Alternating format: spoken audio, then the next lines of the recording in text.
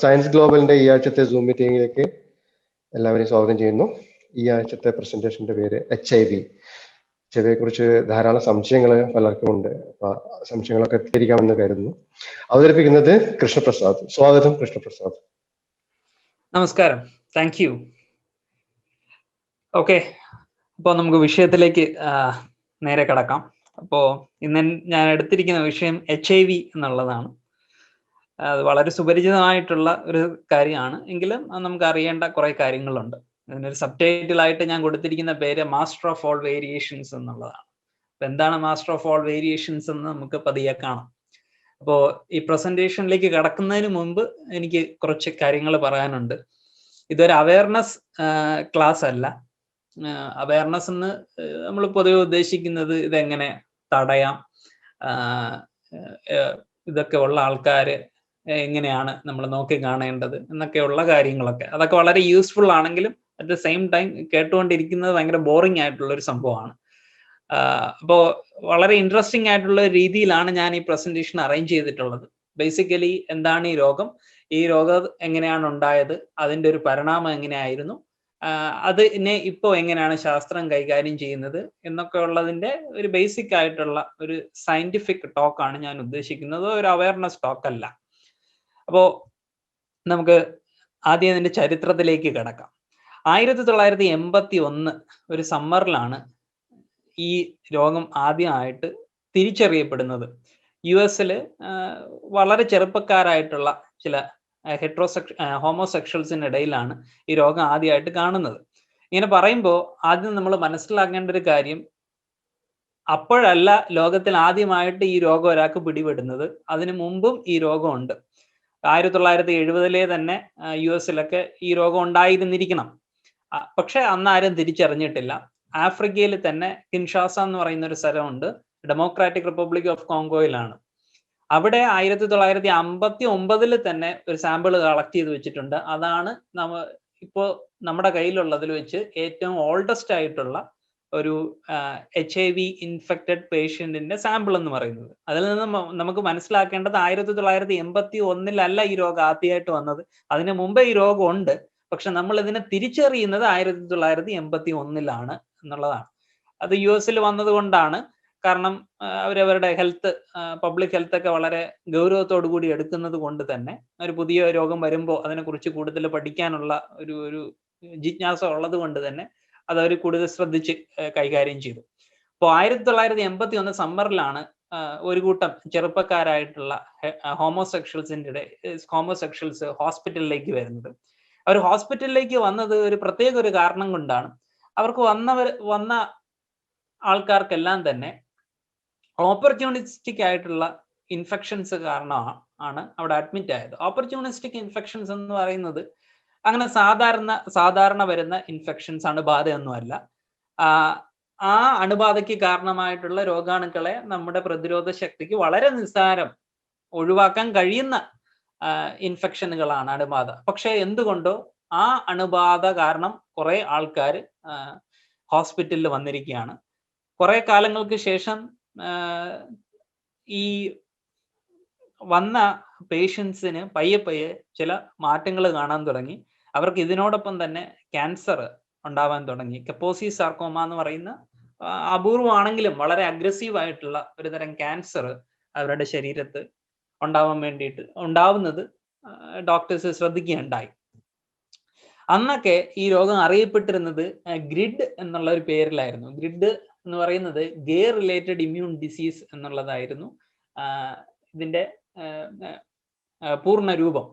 അന്ന് ഈ പേരായിരുന്നു കൊടുത്തിരുന്നത്. കാരണം നമുക്കറിയാം, ആദ്യം ഗെയ്സിലാണ് ഈ രോഗം ആദ്യമായിട്ട് നമ്മൾ ഐഡന്റിഫൈ ചെയ്യുന്നത്. അതുകൊണ്ട് അന്ന് കരുതിയിരുന്നത് ഇവർക്ക് മാത്രം ഉള്ളത്, അല്ലെങ്കിൽ അവരിൽ മാത്രം തങ്ങി നിൽക്കുന്ന ഒരു രോഗം എന്നുള്ള രീതിയിലൊക്കെ ആയിരുന്നു. പിന്നെ കുറെ പോപ്പുലർ അല്ലാത്ത പക്ഷെ വേറെ കുറച്ച് പേരുകളൊക്കെ ഉണ്ട്. ഗേ പ്ലേഗ് എന്നൊക്കെ പറയുന്ന പോലെ കുറെ പേരുകൾ ഉണ്ടായിരുന്നു. പക്ഷെ ഗ്രിഡ് എന്നായിരുന്നു ആദ്യകാലങ്ങളിൽ അറിയപ്പെട്ടിരുന്നത്.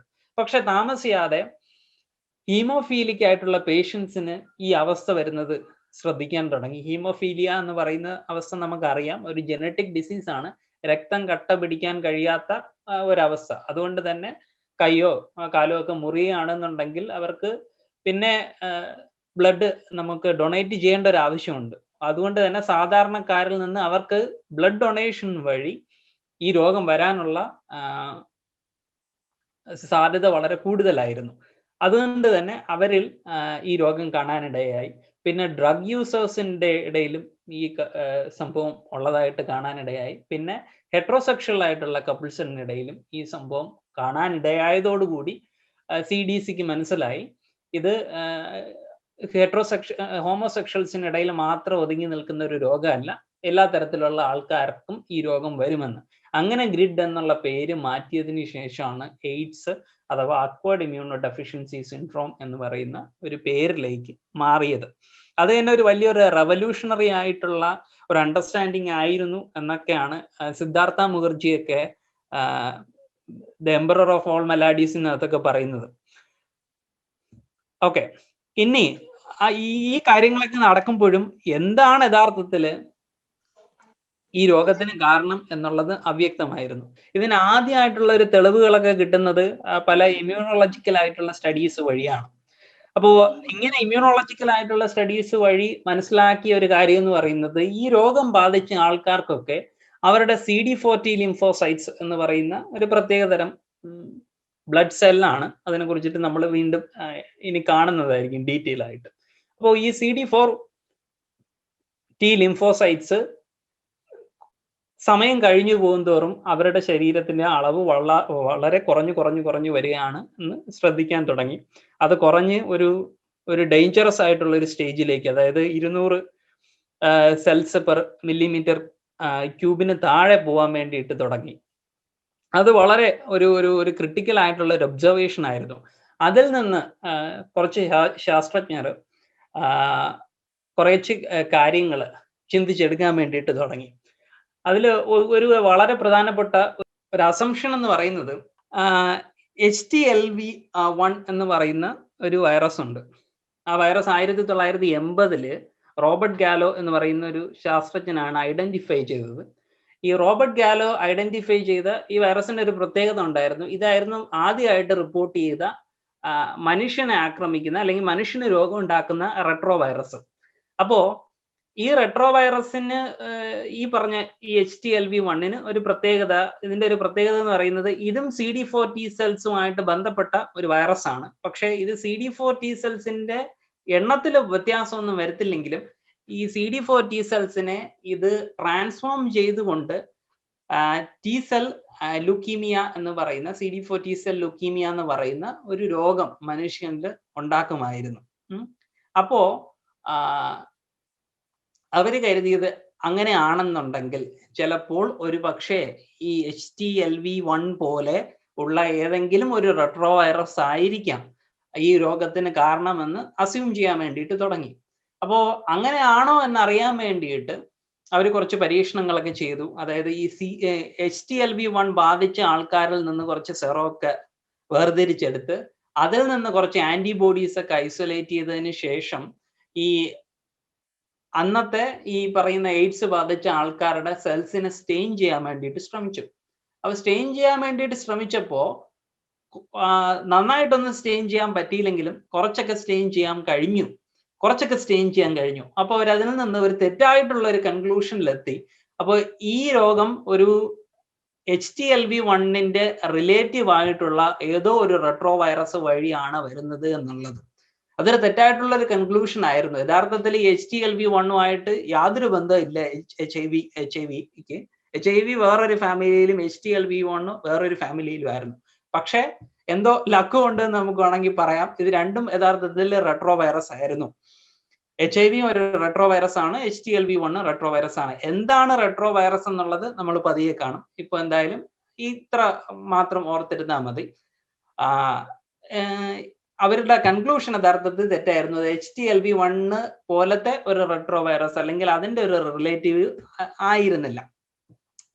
അങ്ങനെ ഇരിക്കെ 1983 ഫ്രാൻസിലെ പാസ്റ്റർ ഇൻസ്റ്റിറ്റ്യൂട്ടില് 2 ശാസ്ത്രജ്ഞർ ലൂക്ക് മൊണ്ടാഗ്നിയർ പിന്നെ ഫ്രാങ്കോയിസ് ബാരിസിനൌസി എന്ന് പറയുന്ന 2 ശാസ്ത്രജ്ഞരാണ് ആദ്യമായിട്ട് ഈ വൈറസിനെ വേർതിരിച്ചെടുക്കുന്നത്. ആ വേർതിരിച്ചെടുത്ത വൈറസ് ഒരു റെട്രോ വൈറസ് ആയിരുന്നു. അത് മുമ്പൊരിക്കലും റിപ്പോർട്ട് ചെയ്തിട്ടില്ലാത്ത ഒരു റെട്രോ വൈറസിനെ അവർ വേർതിരിച്ചെടുത്തു. അപ്പോ ഈ സയൻസിന് ഒരു പ്രത്യേകത ഉണ്ട്. നമ്മൾ ഈ സംഭവത്തിനെ വേർതിരിച്ചെടുത്തു. പക്ഷേ അത് വേർതിരിച്ചെടുത്തത് കൊണ്ട് ഇതാണ് ആ രോഗം ഉണ്ടാക്കുന്നത് എന്ന് നമുക്ക് പറയാൻ പറ്റില്ല. അപ്പോൾ അങ്ങനെയാണെന്ന് കാണിക്കാൻ വേണ്ടിയിട്ട് അങ്ങനത്തെ തെളിവ് വേണം. അപ്പോ അത് ആദ്യമായിട്ട് കണ്ടെത്തിയത്, ഒരു കാഷ്വൽ ലിങ്ക് ആദ്യമായിട്ട് കണ്ടെത്തി, അതായത് ഈ HIV വൈറസ് തന്നെയാണ് എയ്ഡ്സ് ഉണ്ടാക്കുന്നതെന്ന് കണ്ടെത്തിയത് റോബർട്ട് ഗാലോയാണ്. ഈ നേരത്തെ പറഞ്ഞ ആ വൈറസ് 1980 ആ ലൂക്കീമിയ ഉണ്ടാക്കുന്ന ആ വൈറസ്, റെട്രോ വൈറസിനെ കണ്ടെത്തിയ ആളാണ് ഇത് ഐഡന്റിഫൈ ചെയ്തത്. HIV വൈറസ് കാരണമാണ് എയ്ഡ്സ് ഉണ്ടാവുന്നതെന്ന്.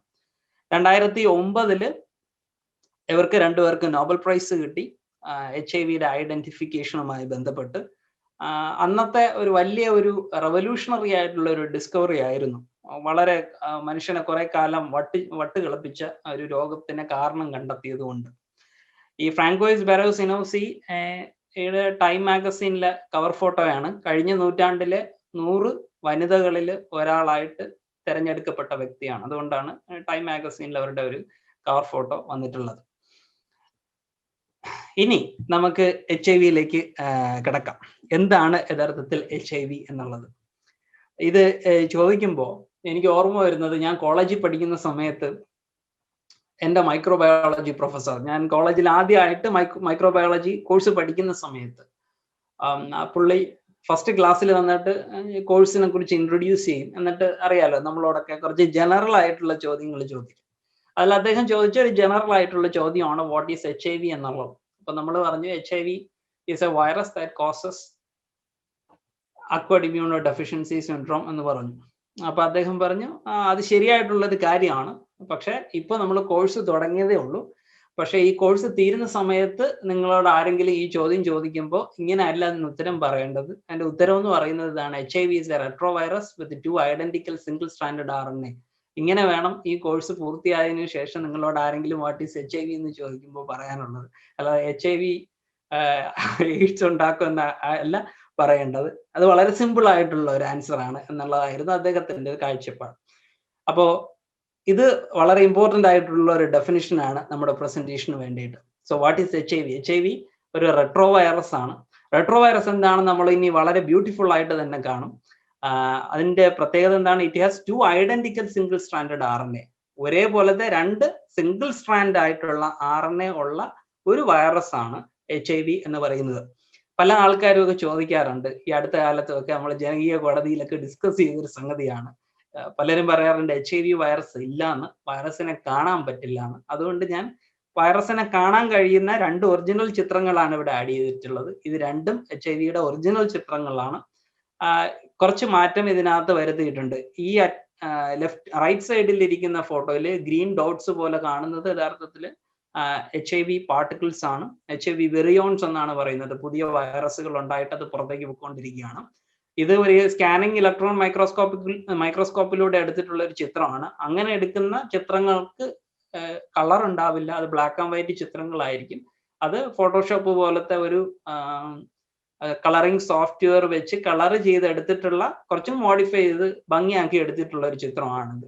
പക്ഷെ ഇതിന്റെ ബേസിക് കാര്യങ്ങളൊക്കെ ഒറിജിനൽ തന്നെ, കളർ ചെയ്തിട്ടുണ്ട് എന്ന് മാത്രമേ ഉള്ളൂ. കുറച്ചും കൂടെ ആർട്ടിസ്റ്റിക്കലി ബ്യൂട്ടിഫുൾ ആക്കി എടുത്തിട്ടുണ്ട്. ഇതും ഒറിജിനൽ ചിത്രമാണ്. ഇത് പ്രത്യേകിച്ച് കളർ ഒന്നും ചെയ്തിട്ടില്ല. ഇതിൽ കാണുന്ന ഗ്രീൻ ഡോട്ട്സ് യഥാർത്ഥത്തിൽ HIV വൈറസ് ആണ്. ഇത് എന്തുകൊണ്ട് പച്ച നിറത്തിൽ കാണുന്നു എന്ന് ചോദിച്ചാൽ, HIV പുറത്തേക്ക് വരികയാണെന്ന് അറിയാൻ വേണ്ടിയിട്ട് ആ HIV വൈറസ് പാർട്ടിക്കിൾസിനെ ഗ്രീൻ ടാഗ് വെച്ചിട്ട് ടാഗ് ചെയ്തിട്ടുണ്ട്, ഗ്രീൻ ഫ്ലൂറസെന്റ് പ്രോട്ടീൻ ഉപയോഗിച്ചിട്ടുണ്ട്. എന്നിട്ട് ഒരു പർട്ടിക്കുലർ വേവ് ലെങ്തിലെ ലൈറ്റ് കൊടുത്ത് അതിനെ ഫയർ ചെയ്യുമ്പോൾ ഇതിങ്ങനെ അതിനകത്ത് ഫ്ലൂറസെൻസ് ഉണ്ടാവും. അപ്പോൾ അങ്ങനെ ഫ്ലൂറസെൻസ് വന്നിട്ടുള്ള HIV വൈറസുകളാണ് ഈ കാണുന്നത്. അപ്പൊ HIV-നെ നമുക്ക് ഇലക്ട്രോൺ മൈക്രോസ്കോപ്പിലൂടെ മാത്രമേ കാണാൻ പറ്റൂ. സാധാ കോമ്പൗണ്ട് മൈക്രോസ്കോപ്പിലൂടെയും ലൈറ്റ് മൈക്രോസ്കോപ്പിലൂടെയും ഒന്നും നമുക്ക് നേരിട്ട് കാണാൻ പറ്റില്ല. കാണാൻ കഴിയുന്ന ഒരു വൈറസ് തന്നെയാണ് HIV എന്ന് പറയുന്നത്. ഇനി HIV-യുടെ ഒറിജിനിലേക്ക് പോവുകയാണ്. എങ്ങനെയാണ് HIV ഉണ്ടായത് എന്നുള്ള കാര്യം. അതിനു മുമ്പ് നമുക്ക് HIV-യെ കുറിച്ച് വളരെ ബേസിക് ആയിട്ടുള്ള ഒരു കാര്യം അറിയേണ്ടതുണ്ട്. HIV എന്ന് നമ്മൾ പൊതുവെ പറയാറുണ്ടെങ്കിലും HIV is not a single virus. അതൊരൊറ്റ വൈറസ് അല്ല. ഇപ്പൊ കൊറോണ ഒരൊറ്റ വൈറസ് ആണ്. പക്ഷേ ഈ ഇടയ്ക്ക് പുതിയൊരു അതിന്റെ വേരിയന്റ് വന്നിട്ടുണ്ട്. കുറച്ച് പ്രത്യേക തരത്തിലുള്ള ഒരു ഫീനോടൈപ്പ് ഒക്കെ കാണിക്കാൻ കഴിവുള്ള ഒരു വൈറസ്, ഒരു വേരിയന്റ് വന്നിട്ടുണ്ട് എന്ന് നമ്മൾ കണ്ടല്ലോ. പക്ഷേ എങ്കിലും നമുക്കതിനെ കൊറോണനെ ഒറ്റ വൈറസ് ആയിട്ട് കൺസിഡർ ചെയ്യാം, HIV ആയിട്ടൊന്നും കൺസിഡർ ചെയ്യാൻ പറ്റത്തില്ല, അതിന്റെ അടുത്ത് പോലും എത്തില്ല.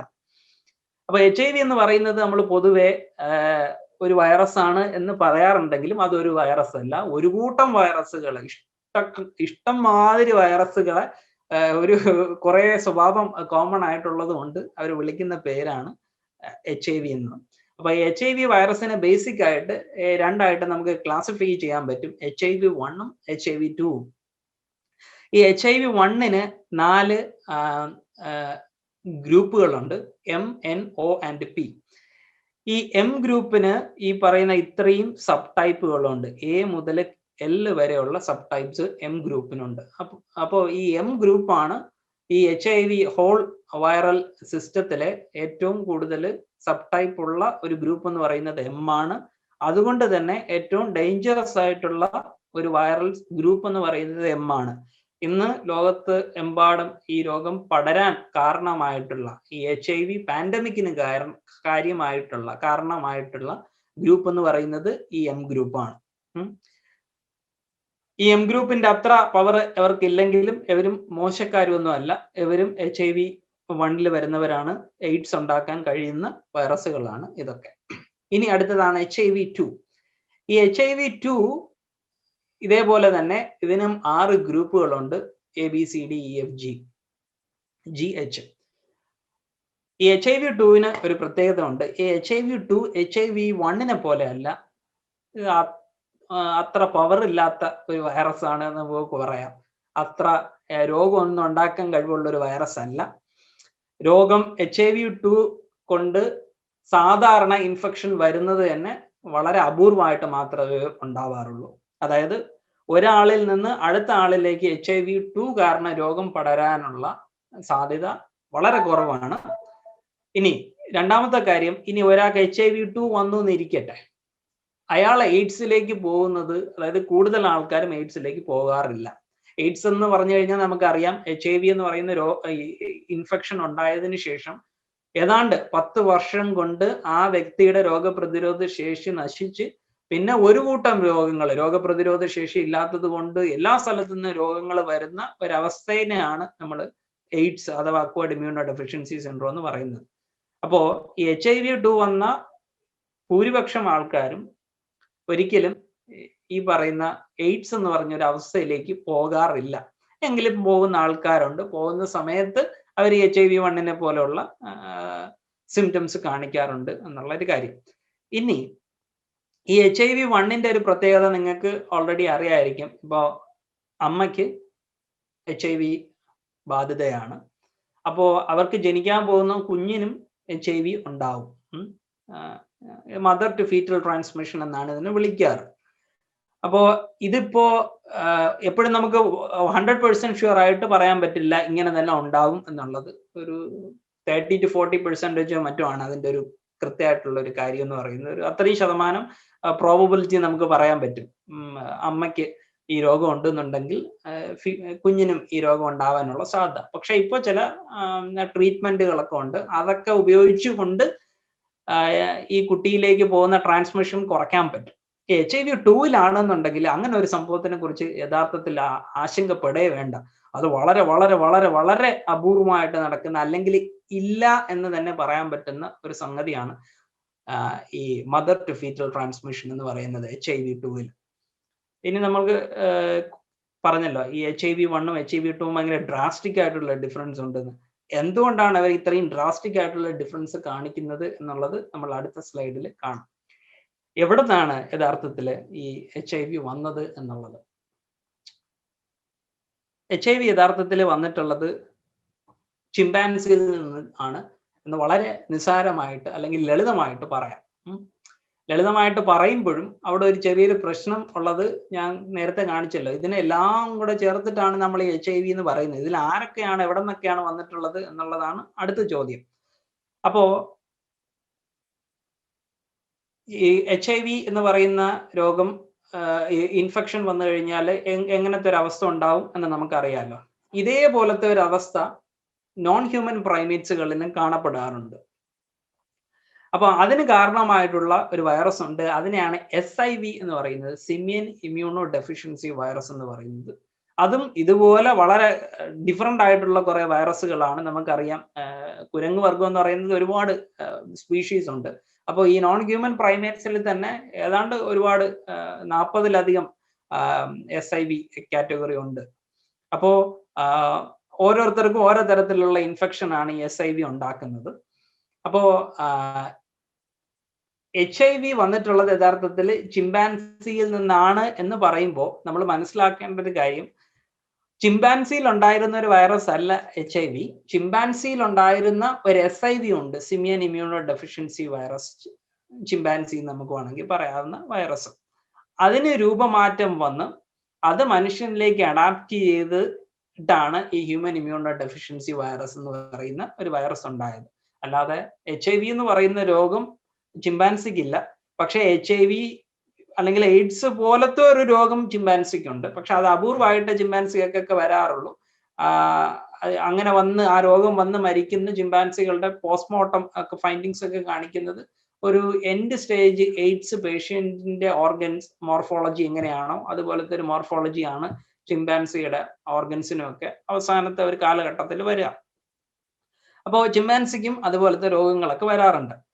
ഇനി നമുക്ക് ഈ ഫൈലോജനറ്റിക് ട്രീയിലേക്ക് ഒന്ന് നോക്കിക്കഴിഞ്ഞാൽ നമ്മൾ ആദ്യം മനസ്സിലാക്കേണ്ട കാര്യം, ഈ HIV-1 ആണ് ഏറ്റവും ഡേഞ്ചറസ് ആയിട്ടുള്ള ഗ്രൂപ്പ് എന്ന് പറഞ്ഞല്ലോ.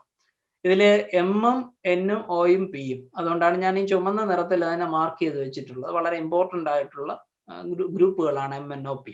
ഇതിൽ M-ഉം N-ഉം വന്നിട്ടുള്ളത് ചിമ്പാൻസിയിൽ നിന്നാണ്. ഈ O ഗ്രൂപ്പ് എവിടെ നിന്നാണ് വന്നിട്ടുള്ളതെന്ന് ഇപ്പോഴും കൃത്യമായിട്ട് അറിയില്ല. അത് കൃത്യമായിട്ട് അറിയില്ല എന്ന് പറയാനുള്ള കാര്യം നമുക്ക് അതിൻ്റെ ഒരു ഡേറ്റ ഇല്ലാത്തത് കൊണ്ടാണ്. അത് മിക്കവാറും ചിമ്പാൻസിയിൽ നിന്നോ ഗൊറില്ലയിൽ നിന്നോ ആയിരിക്കും. ഈ P വന്നിട്ടുള്ളത് ഇപ്പോഴത്തെ ഡേറ്റയൊക്കെ കാണിക്കുന്നത് ഗൊറില്ലയിൽ നിന്നാണ് എന്നുള്ളതാണ്. പക്ഷേ അതത്ര സ്ട്രോങ് ആയിട്ടുള്ള ഒരു എവിഡൻസ് അല്ല. ഗൊറില്ലയ്ക്ക് ഇതുപോലെ ഒരു SIV ഗോർ എന്ന് പറയുന്ന ഒരു ടൈപ്പ് ഓഫ് വൈറസ് ഉണ്ട്, മനുഷ്യനിൽ എയ്ഡ്സ് ഉണ്ടാക്കുന്നത് പോലത്തെ ഒരു രോഗാവസ്ഥ ഉണ്ടാക്കുന്ന വൈറസ്. അത് ഗൊറില്ലയ്ക്ക് കിട്ടിയിട്ടുള്ളത് ചിമ്പാൻസിയിൽ നിന്നാണ്. ഏതാണ്ട് 200 വർഷങ്ങൾക്ക് മുമ്പാണ് ആ സ്പീഷീസ് ടു സ്പീഷീസ് ട്രാൻസ്മിഷൻ നടന്നിട്ടുള്ളത്. ഈ ഗൊറില്ല കാർണിവോറസ് ആയിട്ടുള്ള ഒരു ഓർഗാനിസം അല്ല, അത് സാധാരണ വെജിറ്റേറിയൻ ആയിട്ടുള്ള ഒരു ഓർഗാനിസം ആണ്. പക്ഷെ ഈ ചിമ്പാൻസിയും ഗൊറില്ലയൊക്കെ ഏതാണ്ട് ഒരേ ടെറിട്ടറി പങ്കിടുന്ന ഒരു ജീവി കൂടിയാണ്. അപ്പോൾ എങ്ങനെയാണ് ഇതിന്റെ ആ സാഹചര്യം എന്തായിരുന്നു എന്നറിയില്ല, ഏത് സാഹചര്യത്തിലൂടെയാണ് ഈ ചിമ്പാൻസിയിൽ നിന്ന് ഗൊറില്ലയിലേക്ക് ഈ വൈറസ് കടന്നത് എന്നുള്ളത്. പക്ഷെ ചിമ്പാൻസിയിൽ നിന്നാണ് ഗൊറില്ലയിലേക്ക് വൈറസ് കടന്നത് എന്നുള്ള കാര്യം നമുക്ക് ഉറപ്പാണ്. അപ്പോൾ P ഗ്രൂപ്പ് ഇപ്പോഴുള്ള ഡേറ്റയൊക്കെ കാണിക്കുന്നത് അത് ഗൊറില്ലയിൽ നിന്നാണ് വന്നത് എന്നുള്ളതാണ്. പക്ഷെ അത്ര സ്ട്രോങ് ആയിട്ടുള്ള ഒരു എവിഡൻസ് അല്ല അത്. ഇനിയാണ് HIV-2. HIV-2 വന്നിട്ടുള്ളത് എവിടെ നിന്നാണെന്ന് ചോദിച്ചു കഴിഞ്ഞാൽ ഈ ഇരിക്കുന്ന ആശാനിൽ നിന്നാണ്. ഇതാണ് സൂട്ടി മാങ്കബൈ എന്ന് പറയുന്ന ഒരു കുരങ്ങൻ. ഇത് ആൾക്കുരങ്ങുകളിൽ ഉൾപ്പെടുന്ന ഒരു ജീവിയല്ല. ഇത് ആൾക്കുരങ്ങുകളിൽ നിന്ന് ഒരുപാട് ഇവല്യൂഷണറി ഡിസ്റ്റൻസ് ഉള്ള ഒരു ജീവിയാണ്. ആ കാരണം കൊണ്ടാണ് HIV-2 കൊണ്ട് ഉണ്ടാവുന്ന HIV-2 ഇൻഫെക്ഷൻ വരുമ്പോൾ വളരെ ഡ്രാസ്റ്റിക് ആയിട്ടുള്ള ഡിഫറൻസ് ഉണ്ടാവാനുള്ള ഒരു കാരണമെന്ന് ഞാൻ പറഞ്ഞത്. കാരണം HIV-1 കാരണമായിട്ടുള്ള വൈറസ് വന്നിട്ടുള്ളത് സിമിയൻ ഇമ്മ്യൂണോ ഡെഫിഷ്യൻസി വൈറസിൽ നിന്നാണ്. ചിമ്പാൻസിനെ ഇൻഫെക്ട് ചെയ്യുന്ന സിമിയൻ ഇമ്മ്യൂണോ ഡെഫിഷ്യൻസി വൈറസ്. ഈ ചിമ്പാൻസി എന്ന് പറഞ്ഞു കഴിഞ്ഞാൽ ഇന്ന് ജീവിച്ചിരിപ്പുള്ള മനുഷ്യനോട് ഏറ്റവും ക്ലോസസ്റ്റ് ആയിട്ടുള്ള ആനിമൽ ആണ് ചിമ്പാൻസി എന്ന് പറയുന്നത്. നമ്മുടെ കസിൻസ് എന്ന് വേണമെങ്കിൽ പറയാവുന്ന ഒരു ജീവി. അപ്പോ അതിൽ അഡാപ്റ്റ് ചെയ്ത ഒരു വൈറസിന്റെ ഒരു ഹ്യൂമൻ അഡാപ്റ്റഡ് ഫോം ആയതുകൊണ്ടാണ് HIV-1 ഇത്ര വളരെ ഒരു ഫ്യൂരിയസ് ആയിട്ടുള്ള ഒരു വൈറസ് ആയിട്ട് മാറിയത്. ഈ HIV-2 വന്നിട്ടുള്ള സൂട്ടി മാങ്കബൈ എന്നാണ്. ഈ സൂട്ടി മാങ്കബൈയും മനുഷ്യനും തമ്മിൽ ഒരുപാട് ഇവല്യൂഷണറി ഡിസ്റ്റൻസ് ഉണ്ട്. അതുകൊണ്ട് തന്നെ ഈ സൂട്ടി മാങ്കബൈയിലെ അഡാപ്റ്റഡ് ആയിട്ടുള്ള HIV-2 മനുഷ്യനിലേക്ക് വന്നപ്പോൾ അത്ര ഭംഗിയായിട്ട് അതിന് പ്രവർത്തിക്കാൻ പറ്റുന്നില്ല. അതുകൊണ്ടാണ് ഇത്രയും ഡ്രാസ്റ്റിക് ആയിട്ടുള്ള ഒരു ഡിഫറൻസ് HIV-1ഉം HIV-2ഉം തമ്മിലുള്ള ഇത്. ഇനി ഞാൻ നേരത്തെ പറഞ്ഞു HIV എന്ന് പറയുന്നത് ഒരു റെട്രോ വൈറസ് ആണ് എന്നുള്ളതാണ്. അപ്പൊ എന്താണ് യഥാർത്ഥത്തിൽ റെട്രോ വൈറസ് എന്നുള്ളതാണ് ഇനി നമ്മൾ ചർച്ച ചെയ്യാൻ പോകുന്നത്. അപ്പോ റെട്രോ വൈറസ് എന്ന് പറഞ്ഞു കഴിഞ്ഞാൽ basically a virus which has its ability to integrates its DNA to the host genome. ഒരു ഹോസ്റ്റ് എന്ന് പറഞ്ഞാൽ ഏത് ജീവിയെയാണോ അറ്റാക്ക് ചെയ്യുന്നത് അതിനെയാണ് ഹോസ്റ്റ് എന്ന് വിളിക്കുന്നത്. ആ ജീവിയുടെ DNA-യിലേക്ക് അതിന്റെ DNA ഇന്റഗ്രേറ്റ് ചെയ്യാൻ കഴിവുള്ള വൈറസുകളെയാണ് റെട്രോ വൈറസുകൾ എന്ന് വിളിക്കുന്നത്. എല്ലാ വൈറസുകൾക്കും ഈ കഴിവില്ല. ഉദാഹരണത്തിന് കൊറോണ വൈറസിന് ഈ കഴിവില്ല. ഇങ്ങനെയുള്ള വൈറസുകളെല്ലാം വളരെ അപകടകാരിയായിട്ടുള്ള വൈറസുകളാണ്. അപ്പൊ ഇതാണ് ഹോസ്റ്റ് DNA എന്ന് സങ്കല്പിക്കുക. ഇതാണ് HIV DNA. HIV DNA ഇതിനകത്തേക്ക് ഇന്റഗ്രേറ്റ് ചെയ്യാൻ പറ്റും, അതായത് കൂട്ടി യോജിപ്പിക്കാൻ വേണ്ടിയിട്ട് പറ്റും. അപ്പോൾ ഹോസ്റ്റ് DNA-യിലേക്ക് ഇത് കൂടിച്ചേർന്നിരിക്കും. ഇങ്ങനെ കൂടിച്ചേർന്ന് കഴിഞ്ഞാൽ എന്ത് ചെയ്യാൻ പറ്റും? ഒന്നും ചെയ്യാൻ പറ്റില്ല. അതാണ് ഈ HIV ഇത്രയും വളരെ ഒരു തലവേദനയാവുന്ന ഒരു രോഗമായി മാറുന്നതിന് കാരണം ഇതാണ്. ഇതിനകത്തുനിന്ന് നമുക്ക് ഈ DNA എടുത്തു കളയാൻ വേണ്ടിയിട്ട് കഴിയില്ല. വേണമെങ്കിൽ ഒരു സെൽ കൾച്ചറിനകത്ത് കൊണ്ടുവന്നിട്ട് CRISPR-Cas9 വെച്ചിട്ട് ഇത് വെട്ടി മാറ്റിക്കളയാം. പക്ഷെ ഒരു മനുഷ്യ ശരീരത്തിനകത്ത് വെച്ചിട്ട് ഇതിനെ ഇവിടെ നിന്ന് എടുത്ത് കളയുന്ന പരിപാടി അസാധ്യമാണ് വിത്ത് ദ കറന്റ് ടെക്നോളജി. അതുകൊണ്ടാണ് ഈ രോഗം നമുക്ക് പൂർണ്ണമായും ഭേദമാക്കാൻ കഴിയാത്തതിന്റെ ഒരു കാരണങ്ങളിൽ ഒരെണ്ണം. ഓക്കെ. ഇനി ഒരു പ്രശ്നമുണ്ട്. പ്രശ്നം എന്ന് പറയുന്നത് ഈ ഹോസ്റ്റ് DNA-യിലേക്ക് HIV DNA ഇന്റഗ്രേറ്റ് ചെയ്യാൻ പറ്റുമെന്നാണല്ലോ ഞാൻ പറഞ്ഞത്. പക്ഷെ പ്രശ്നം ഇതാണ്, HIV-ക്ക് പക്ഷെ DNA ഇല്ല. അതൊരു RNA വൈറസ് ആണെന്ന് ഞാൻ ആദ്യം പറഞ്ഞല്ലോ. It's A single stranded RNA virus ആണെന്ന് പറഞ്ഞു. അപ്പോൾ HIV-ക്ക് DNA ഇല്ല, അതിന് RNA ആണുള്ളത്. പിന്നെ ഇതെങ്ങനെ ഈ ഹോസ്റ്റ് DNA-യിലേക്ക് HIV-യുടെ DNA ഇന്റഗ്രേറ്റ് ചെയ്യും എന്നുള്ളത് ഇത് ഒരു വലിയൊരു ചോദ്യമാണ്. അതിന്റെ ഉത്തരം എന്ന് പറയുന്നത്, നമുക്കറിയാം ഇതാണ് നമ്മുടെ DNA എന്ന് പറയുന്ന സാധനം. അപ്പോൾ ഈ DNA റെപ്ലിക്കേറ്റ് ചെയ്യുന്ന സമയത്ത് DNA റെപ്ലിക്കേറ്റ് ചെയ്യാറുണ്ട്, അത് കോപ്പി എടുക്കാറുണ്ട്.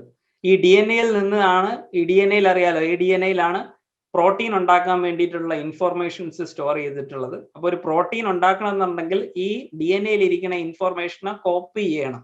എന്തിനാണ് ഇത് കോപ്പി ചെയ്യേണ്ടതെന്ന് ചോദിച്ചാൽ, ഈ പ്രോട്ടീൻ ഉണ്ടാക്കുന്നത് സൈറ്റോപ്ലാസം എന്ന് പറയുന്ന ഒരു ഏരിയയിൽ വെച്ചിട്ടാണ്.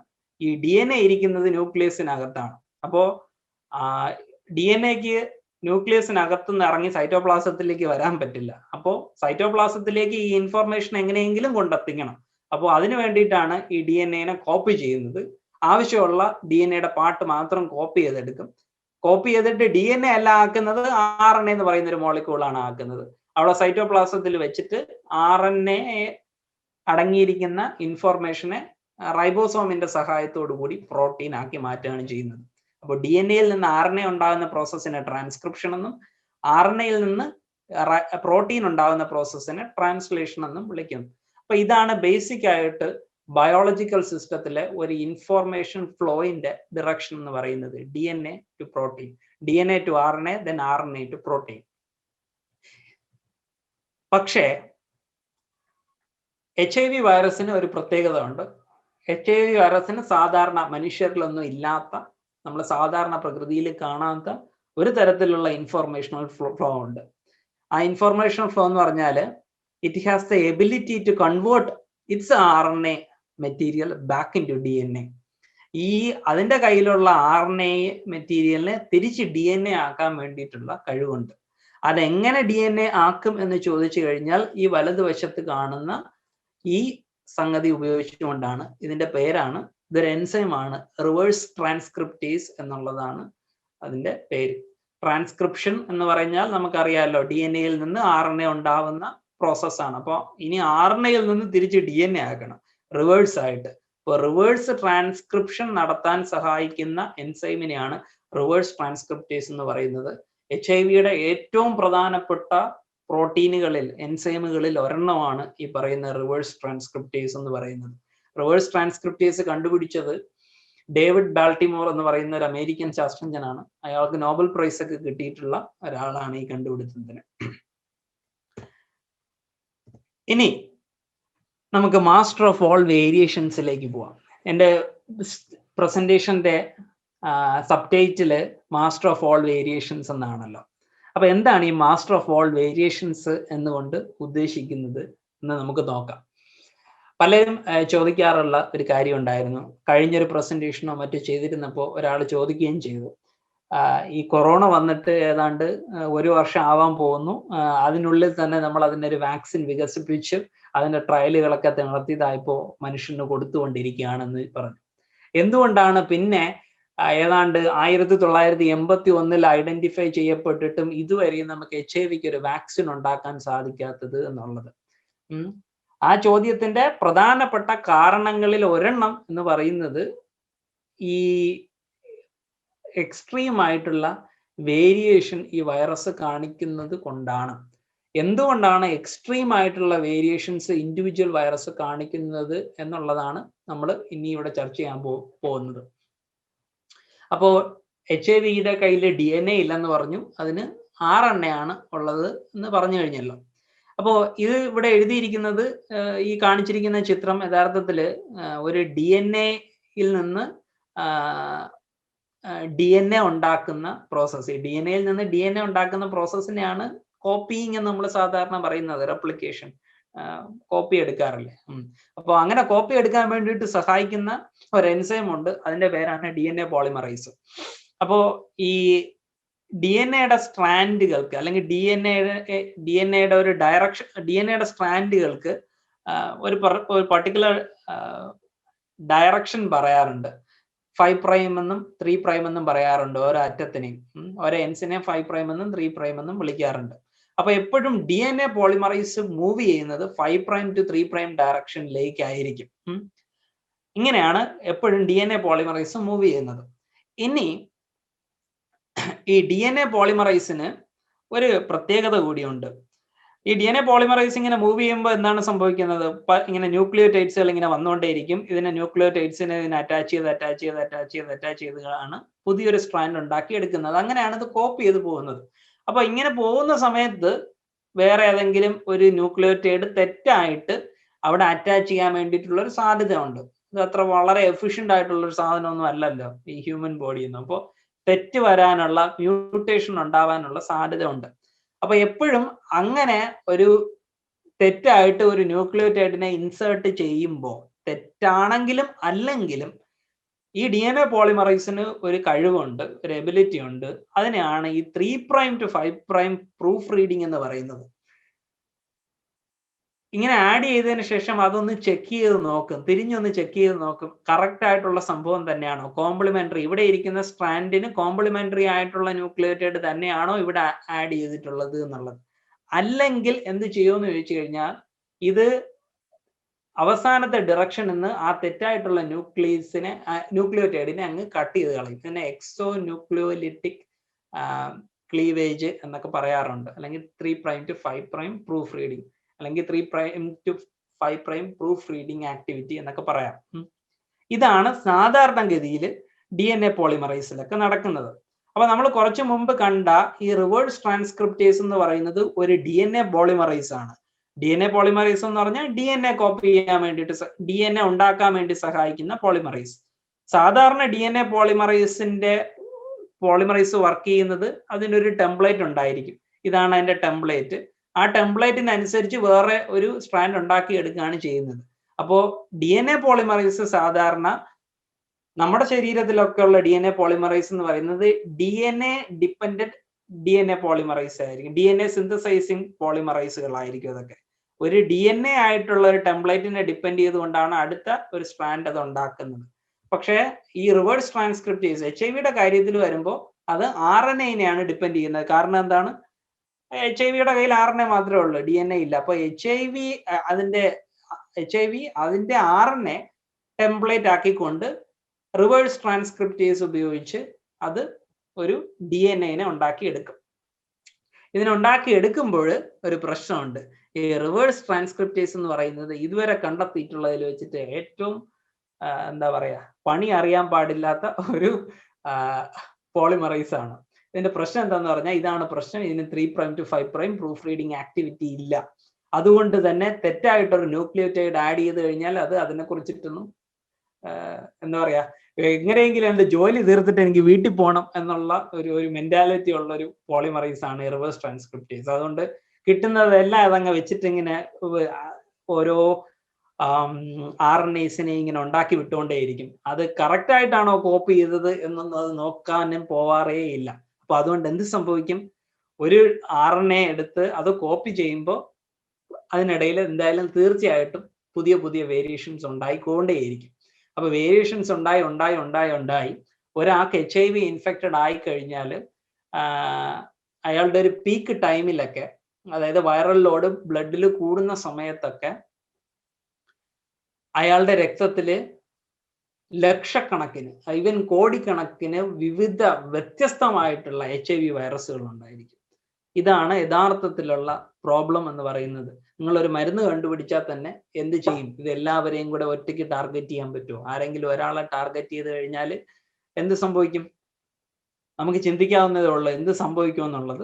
കാരണം അത് അവിടെ നിൽക്കും, ബാക്കിയുള്ളവർ മുന്നോട്ട് പോകും, നാച്ചുറൽ സെലക്ഷൻ. അപ്പൊ ഇത്രയും ആൾക്കാരെ ഒരുമിച്ച് ഹാൻഡിൽ ചെയ്യാൻ വേണ്ടിയിട്ട് കഴിയില്ല. ഇതാണ് ഏറ്റവും പ്രധാനപ്പെട്ട കാരണങ്ങളിൽ ഒരെണ്ണം എന്ന് പറയുന്നത്, വാക്സിൻ ഒന്നും ഉണ്ടാക്കാൻ പറ്റാത്തത്. നേരത്തെ കാണിച്ചല്ലോ, ഇങ്ങനെ പരന്നു കിടക്കുന്ന ഒരു കൂട്ടം വൈറസുകളെ വിളിക്കുന്ന ഒരു സംഭവമാണ് കൊറോണ എന്ന് പറയുന്നത്. ഒരു വൈറസാണ്, HIV ഒരു വൈറസ് അല്ല. ഇതിന് എല്ലാത്തിനും കൂടെ വാക്സിൻ ഉണ്ടാക്കുക എന്ന് പറയുന്നത് അത് വലിയൊരു ശ്രമകരമായിട്ടുള്ള ഒരു ജോലിയാണ്. ഇനി HIV സ്ട്രക്ചറിലേക്ക് നോക്കിക്കഴിയാം. ഈ HIV ഞാൻ പറഞ്ഞല്ലോ, അതൊരു സിംഗിൾ സ്ട്രാൻഡഡ് RNA ഉള്ള ഒരു വൈറസ് ആണ്. ഇതാണ് അതിന്റെ എൻവലപ്പ് എന്ന് പറയുന്നത്. ഇതെല്ലാം പ്രോട്ടീനുകൾ കൊണ്ടാണ് ഉണ്ടാക്കിയിരിക്കുന്നത്.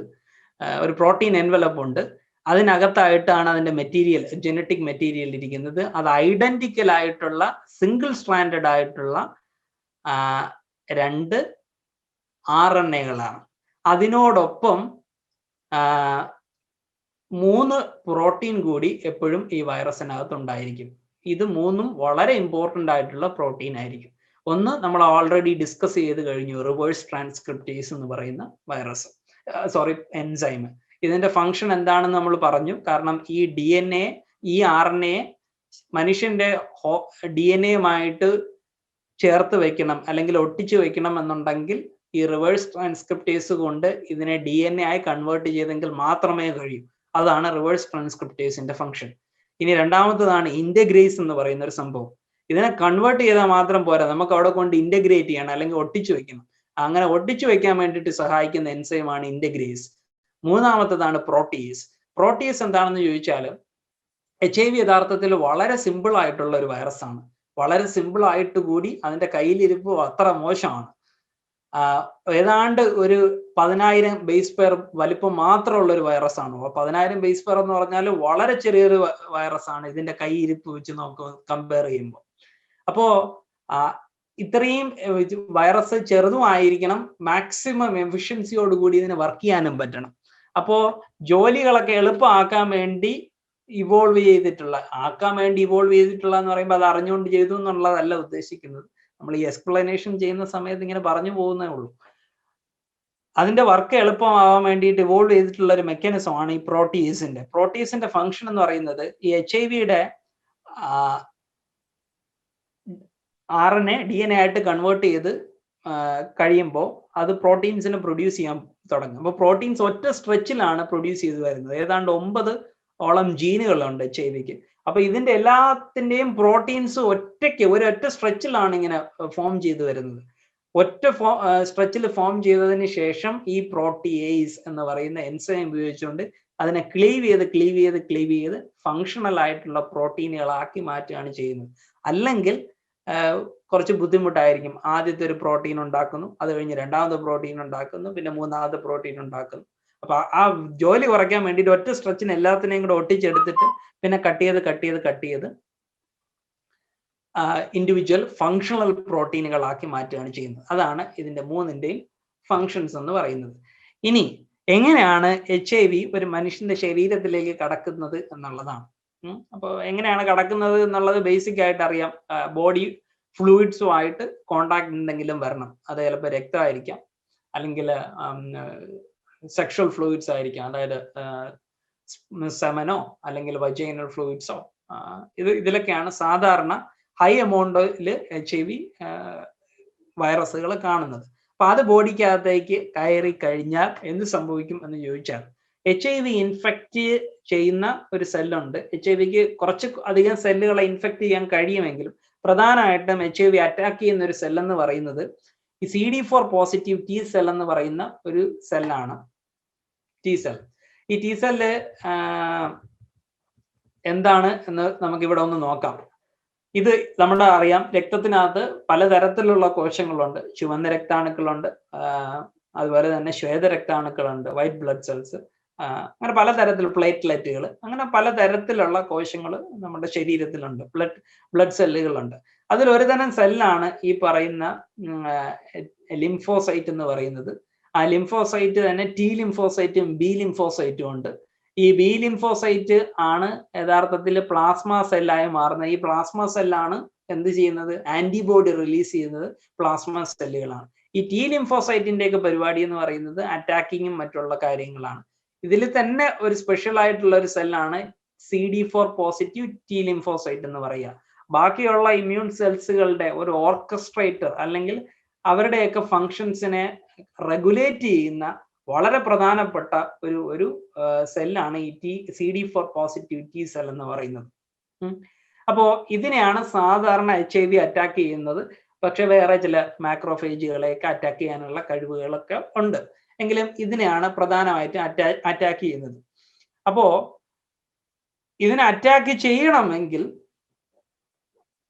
ഇതിന് 1-2 റിസപ്റ്ററുകളൊക്കെ ആവശ്യമായിട്ട് ഉണ്ട്. അതിൽ ഏറ്റവും പ്രധാനപ്പെട്ട റിസപ്റ്റർ എന്ന് പറയുന്നത് ഈ CD4 തന്നെയാണ്.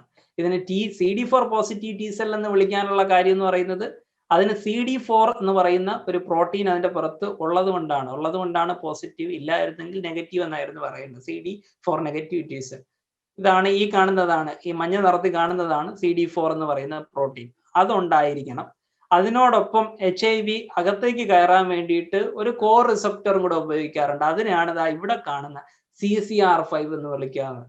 CCR5 എന്ന് പറയുന്ന ഒരു റിസപ്റ്റർ ഉണ്ട്, CXCR4 എന്ന് പറയുന്ന വേറൊരു റിസപ്റ്ററും ഉണ്ട്. ചില HIV-കള് ഏതെങ്കിലും ഒരെണ്ണേ ഉപയോഗിക്കാറുള്ളൂ, അല്ലെങ്കിൽ രണ്ടും ഉപയോഗിക്കുന്ന ടൈപ്പുകളും ഉണ്ട്. ഇപ്പൊ സാധാരണ CD4 ഉപയോഗിച്ചതിന് ശേഷം CXCR4 കൂടെ ഉപയോഗിക്കാറുണ്ട്. അതായത് ആദ്യം HIV വന്നിട്ട് അതിന്റെ പുറത്ത് ഒരുപാട് പ്രോട്ടീനുകളുണ്ട്. അതിലൊരു പ്രോട്ടീനാണ് ഈ GP120 എന്ന് വിളിക്കുന്ന പ്രോട്ടീൻ.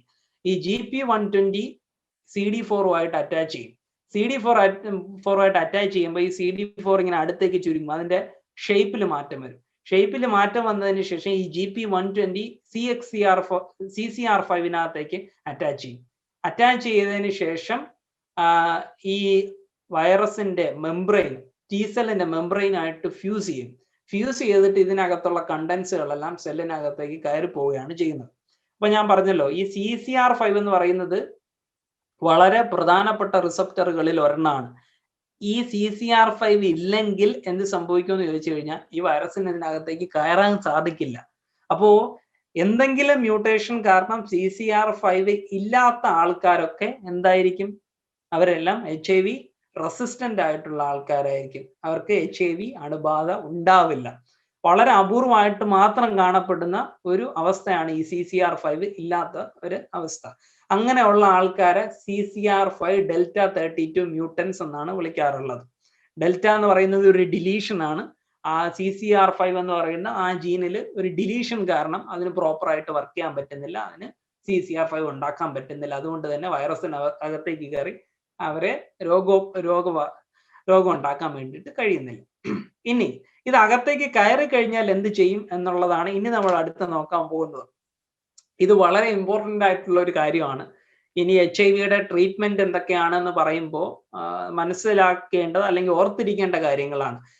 HIV-യുടെ ലൈഫ് സൈക്കിളിലെ ഓരോ സ്റ്റെപ്പുകളും വളരെ ക്രൂഷ്യൽ ആയിട്ടുള്ള ഒരു സ്റ്റെപ്പാണ്. അത് ട്രീറ്റ്മെന്റിന്റെ ഒരു പെർസ്പെക്റ്റീവിലൂടെ നോക്കുമ്പോൾ വളരെ ഇമ്പോർട്ടൻ്റ് ആയിട്ടുള്ള സ്റ്റെപ്പുകളാണ്. ഏതെങ്കിലും സ്റ്റെപ്പുകൾ എന്തെങ്കിലും കാരണത്താൽ നിന്നുപോയി കഴിഞ്ഞാൽ പിന്നെ HIV-ക്ക് റെപ്ലിക്കേറ്റ് ചെയ്യാൻ പറ്റില്ല. അതിന്റെ ഫംഗ്ഷൻ എന്ന് പറയുന്നത് രോഗം ഉണ്ടാക്കുക അല്ലെങ്കിൽ അതിന് മാക്സിമം കോപ്പി എടുക്കാൻ പറ്റുക, അങ്ങനെ ഒരു അവസ്ഥ അതിന് ചെയ്യാൻ പറ്റില്ല. അപ്പോൾ അതിന്റെ ഓരോ സ്റ്റെപ്പുകളും വളരെ ക്രൂഷ്യൽ ആയിട്ടുള്ള ഒരു സംഗതിയാണ്. അപ്പോൾ നേരത്തെ ഉള്ള സ്ലൈഡിൽ നമ്മൾ കണ്ടു വൈറസ് പാർട്ട് ഇതിനകത്തിരിക്കുന്ന ജനറ്റിക് മെറ്റീരിയലും പ്രോട്ടീനും ഇതിനകത്തേക്ക് കയറുന്നത് ഇവിടെ കയറിയിട്ടുണ്ട്. കയറിയപ്പോ വൈറൽ RNA ഇവിടെ ഇരിക്കുകയാണ്. വൈറൽ RNA ഇനി എന്ത് ചെയ്യണം? DNA ആക്കി മാറ്റണം.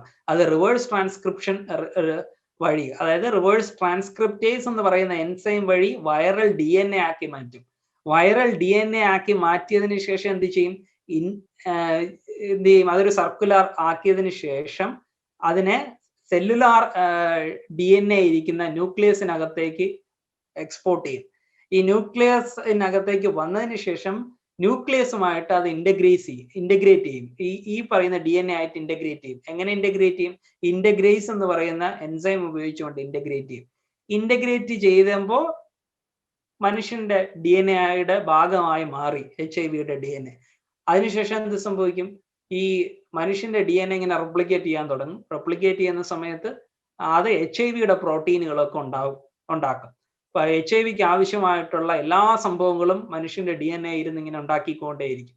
അതുവഴി പുതിയ വൈറൽ പാർട്ടിക്കിൾസ് ഉണ്ടാവും. ആ വൈറൽ പാർട്ടിക്കിൾ എല്ലാം പ്രോട്ടീസ് എന്ന് പറയുന്ന എൻസൈമിന്റെ സഹായത്തോടു കൂടി പാക്കേജ് ചെയ്ത് ഇങ്ങനെ പുറത്തേക്ക് പോകും. അപ്പൊ കുറെ വൈറസുകൾ ഇങ്ങനെ പുറത്തേക്ക് പോയി ഈ സെല്ലങ്ങ് നശിക്കും. എന്നിട്ട് ഈ സെല്ല് അടുത്ത സെല്ലിനെ അറ്റാക്ക് ചെയ്യും. ഇതാണ് ബേസിക്കലി നടക്കുന്ന ഒരു കാര്യം. ഇതാണ് HIV-യുടെ ഒരു സൈക്കിൾ എന്ന് പറയുന്നത്. ഇനി HIV ഒരാൾക്ക് ഇൻഫെക്റ്റ് ആയി എന്ന് കരുതുക. ഇൻഫെക്റ്റ് ആയി എന്ന് സങ്കല്പിക്കുക. അപ്പൊ എന്താണ് സംഭവിക്കാന്ന് ചോദിച്ചു കഴിഞ്ഞാല്, സാധാരണ ആൾക്കാർക്ക് യാതൊരു തരത്തിലുള്ള സിംറ്റംസും ഉണ്ടാവാറില്ല. പക്ഷെ വളരെ അപൂർവമായിട്ട് വളരെ സീരിയസ് ആയിട്ടുള്ള സിംറ്റംസ് ഉണ്ടാവാം. ചില റാഷസുകൾ ഉണ്ടാവാം, ചിലപ്പോൾ പനി ഉണ്ടാവാം, ചിലപ്പോൾ മെനിഞ്ചൈറ്റിസ് ഉണ്ടാവാം. മെനിഞ്ചൈറ്റിസ് എന്ന് തലച്ചോറിലെ ഇൻഫ്ലമേഷനെയാണ് മെനിഞ്ചൈറ്റിസ് എന്ന് വിളിക്കുന്നത്. അതുപോലെ വളരെ സീരിയസ് ആയിട്ടുള്ള കേസുകൾ വളരെ വളരെ അപൂർവമായിട്ടുണ്ടാവാമെങ്കിലും സാധാരണ HIV ഇൻഫെക്ഷൻ വന്നു കഴിഞ്ഞാൽ ഒന്നും അറിയാനേ പറ്റില്ല. അത് നമുക്ക് യാതൊരു തരത്തിലുള്ള ഒരു സംഭവം ഉണ്ടാക്കില്ല. ഈ ഗ്രാഫ് കാണിക്കുന്നത് ഇതിന്റെ എക്സ് ആക്സിസിൽ ടൈമും വൈ ആക്സിസിൽ RNA copies per ml in blood. 1 ml blood എടുത്തു കഴിഞ്ഞാൽ അതിന് എത്രമാത്രം വൈറസിന്റെ RNA ഉണ്ടാവും എന്നാണ് വൈ ആക്സിസിൽ കാണിച്ചിരിക്കുന്നത്. ആദ്യത്തെ 3 ആഴ്ച നമ്മൾ നോക്കിക്കഴിഞ്ഞാൽ ഈ ഏരിയനെ എക്ലിപ്സ് ഫേസ് എന്നാണ് വിളിക്കാറ്.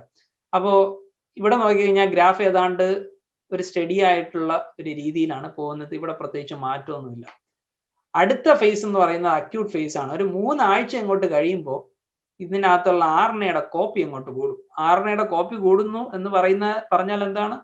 വൈറസ് റെപ്ലിക്കേറ്റ് ചെയ്ത് അതിന്റെ എണ്ണം കൂടുന്നു എന്നുള്ളതാണ്. വൈറസ് കൂടി ഇതിന്റെ എണ്ണം കൂടി ഒരു പീക്ക് പോയിന്റിലെത്തും. ആ പീക്ക് പോയിന്റിൽ ആ സമയത്ത് 10⁻⁶ to 10⁻⁷ കോപ്പീസ് വരെ ഉണ്ടാവാം ബ്ലഡിൽ, ml. 10⁻⁶ എന്ന് പറഞ്ഞു കഴിഞ്ഞാൽ എന്താണ്? മില്യൺ ആണല്ലോ 10⁻⁶ എന്ന് വിളിക്കുന്നത്.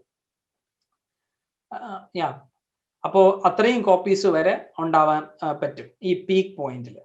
അതിനുശേഷം ഇത് വീണ്ടും കുറഞ്ഞു വന്ന് അതിനൊരു പർട്ടിക്കുലർ ഒരു പോയിന്റിലെത്തി അത് സ്റ്റേബിൾ ആയതിനു ശേഷം പിന്നെ പയ്യെ ഉയർന്നു പൊക്കേണ്ടിയിരിക്കും. ഒരു 4 മുതൽ 6 മാസങ്ങൾക്ക് ശേഷം ഉള്ള ഈ കാലയളവിനെ ക്രോണിക് ഫേസ് എന്നാണ് വിളിക്കുന്നത്. അപ്പോ ഇവിടെ ഒരു റൈസ് ഉണ്ടാകുന്നു, ഇവിടെ പിന്നെ ഒരു ഇറക്കമാണ്. അതായത് RNA കോപ്പീസ് വളരെ കുറഞ്ഞു പോവുകയാണ്. ഈ RNA കോപ്പീസ് ഇവിടെ കുറഞ്ഞു പോകാനുള്ള കാര്യം എന്ന് പറയുന്നത് ഇൻഫെക്ഷൻ വന്നു ഒരു 9 വീക്സ് ഒക്കെ കഴിയുമ്പോഴേക്കും തന്നെ ബോഡി അത് പെട്ടെന്ന് ഐഡന്റിഫൈ ചെയ്യുകയും നമ്മുടെ ശരീരത്തിലുള്ള ഇമ്മ്യൂൺ സിസ്റ്റം അതിനെതിരായിട്ട് പ്രവർത്തിക്കുകയും ചെയ്യും. പ്രവർത്തിച്ച് അതിന്റെ റെപ്ലിക്കേഷനൊക്കെ കുറച്ച് കൊണ്ടുവരും. പക്ഷെ പൂർണ്ണമായിട്ടും നമ്മുടെ ശരീരത്തിന് അതിനകത്തുള്ള ഇൻഫെക്ഷൻ ഒന്നും പൂർണ്ണമായിട്ട് ഇല്ലാതാക്കാൻ വേണ്ടിയിട്ട് കഴിയില്ല. ഈ 3 ആഴ്ച എന്ന് പറയുന്ന ഈ സമയം ഉണ്ടല്ലോ, എക്ലിപ്സ് പീരീഡ്. ഈ എക്ലിപ്സ് പീരീഡ് കുറച്ച് ഇമ്പോർട്ടന്റ് ആയിട്ടുള്ള ഒരു പീരീഡാണ്.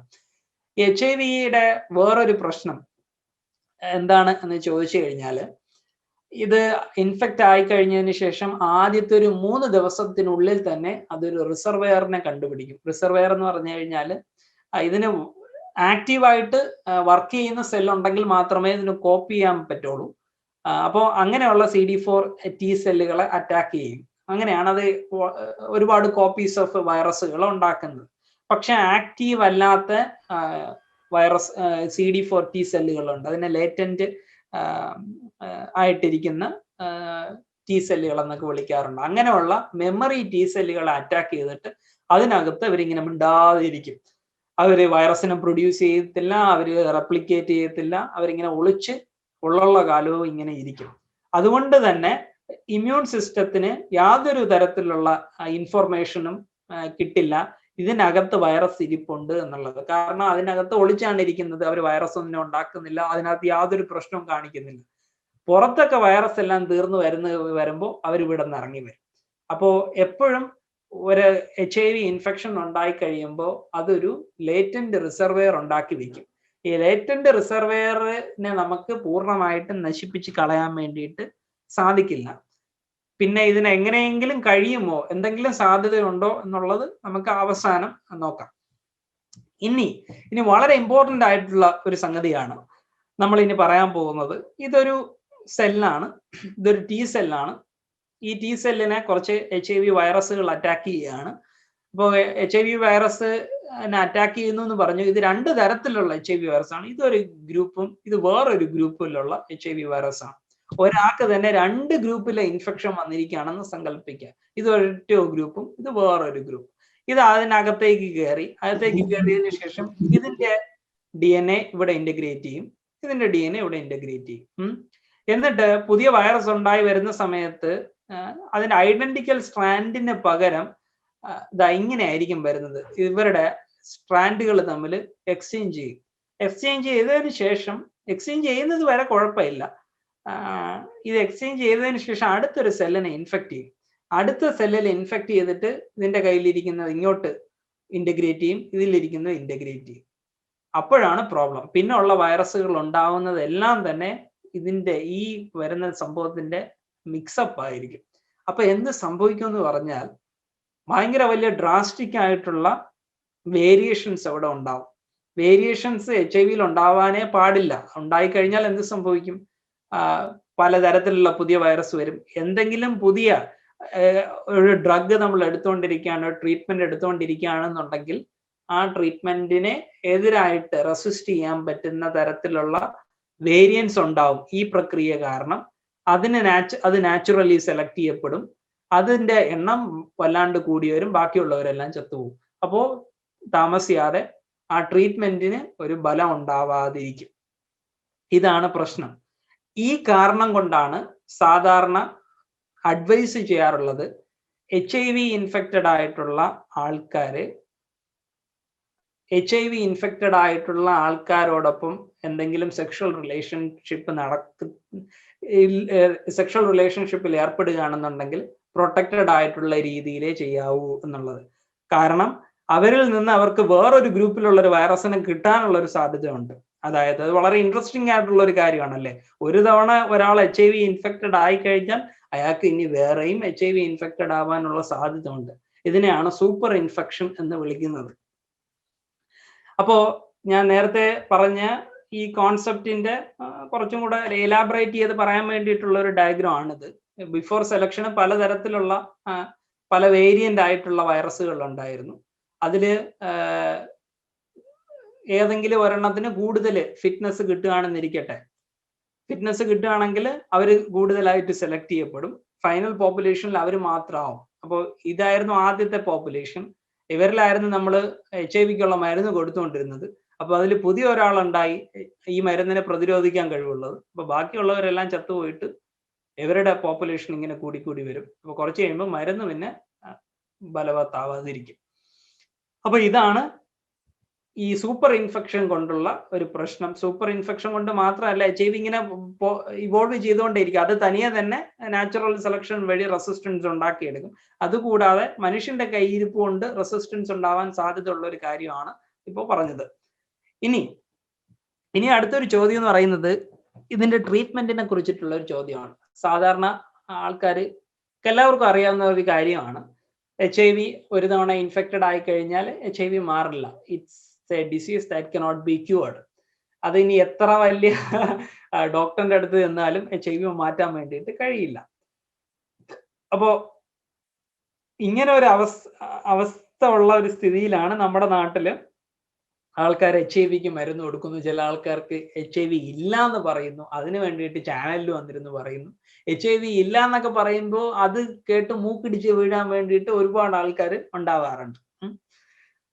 അപ്പോൾ അതാണ് അവർക്ക് ഈ കാര്യങ്ങളൊക്കെ നമ്മൾ പറഞ്ഞു കൊടുത്ത് അവർക്ക് മനസ്സിലാവുമ്പോഴാണ് യഥാർത്ഥത്തിൽ അവർ തെറ്റിദ്ധരിക്കപ്പെടുകയായിരുന്നു എന്ന് മനസ്സിലാവുന്നത്. അതായത് HIV ക്യൂർ ചെയ്യാൻ പറ്റുന്ന ഒരു സംഗതി അല്ല സാധാരണഗതിയിൽ. പക്ഷേ HIV ക്യൂർ ചെയ്തിട്ടുള്ള സംഭവങ്ങളുണ്ട്. ഫേക്ക് ആയിട്ടുള്ള സംഭവങ്ങളൊന്നുമല്ല, ഇത് റിയൽ ആയിട്ടുള്ള HIV ക്യൂറുകളാണ്. പക്ഷേ ഇതിനൊരു പ്രശ്നമുണ്ട്, ഇത് എല്ലാവർക്കും സാധ്യമാവില്ല. ഇത് വളരെ അപൂർവമായിട്ട് എല്ലാ സാഹചര്യങ്ങളും ഒക്കെ ഒത്തുവരുന്നെങ്കിൽ മാത്രം ക്യൂർ ചെയ്യാൻ പറ്റുന്ന ഒരു പ്രതിഭാസമാണ് ഈ പറയാൻ പോകുന്നത്. ഈ ചിത്രത്തിൽ കാണുന്ന ആള് ടിമോത്തി ബ്രൗൺ എന്നാണ് അദ്ദേഹത്തിന്റെ പേര്. അദ്ദേഹം ഒരു അമേരിക്കക്കാരനായിരുന്നു. അതായത് അദ്ദേഹം 1995 ജർമ്മനിയിൽ വന്ന് അദ്ദേഹത്തിന് HIV ഇൻഫെക്ഷൻ ഉണ്ടായി. 2006 അദ്ദേഹത്തിന് ലൂക്കീമിയയും വന്നു. അപ്പോൾ ലൂക്കീമിയയുടെ ഒരു ട്രീറ്റ്മെന്റ് എന്ന് പറയുന്നത് നമുക്കറിയാം. ലൂക്കീമിയ എന്ന് പറഞ്ഞാൽ ഇമ്മച്യൂർ ആയിട്ടുള്ള വൈറ്റ് ബ്ലഡ് സെല്ലുകളുടെ എണ്ണം രക്തത്തിൽ കൂടുന്നതിനെയാണ് ലൂക്കീമിയ എന്ന് പറയുന്നത്. അത് സാധാരണ ഉണ്ടാവുന്നത് സ്റ്റെം സെല്ലിന്റെ തകരാറ് കൊണ്ടാണ്. അപ്പൊ അതിനാണ് ഈ ബോൺ മാരോ ട്രാൻസ്പ്ലാന്റ് എന്ന് പറയുന്ന ട്രീറ്റ്മെന്റ് ചെയ്യുന്നത്. അവരുടെ ബോൺ മാരോ മാറ്റിയതിന് ശേഷം പ്രശ്നമില്ലാത്ത, അതായത് നന്നായിട്ട് പ്രവർത്തിക്കാൻ കഴിവുള്ള സ്റ്റെം സെൽ ഉള്ള ആളിന്റെ ബോൺ മാരോ ഈ വ്യക്തിയിലേക്ക് ട്രാൻസ്പ്ലാന്റ് ചെയ്യുന്നത്. അപ്പൊ ഇതിനെയാണ് ട്രാൻസ്പ്ലാന്റേഷൻ, ലൂക്കീമിയയുടെ സ്റ്റെം സെൽ ട്രാൻസ്പ്ലാന്റേഷൻ അല്ലെങ്കിൽ ബോൺ മാരോ ട്രാൻസ്പ്ലാന്റേഷൻ എന്ന് പറയുന്നത്.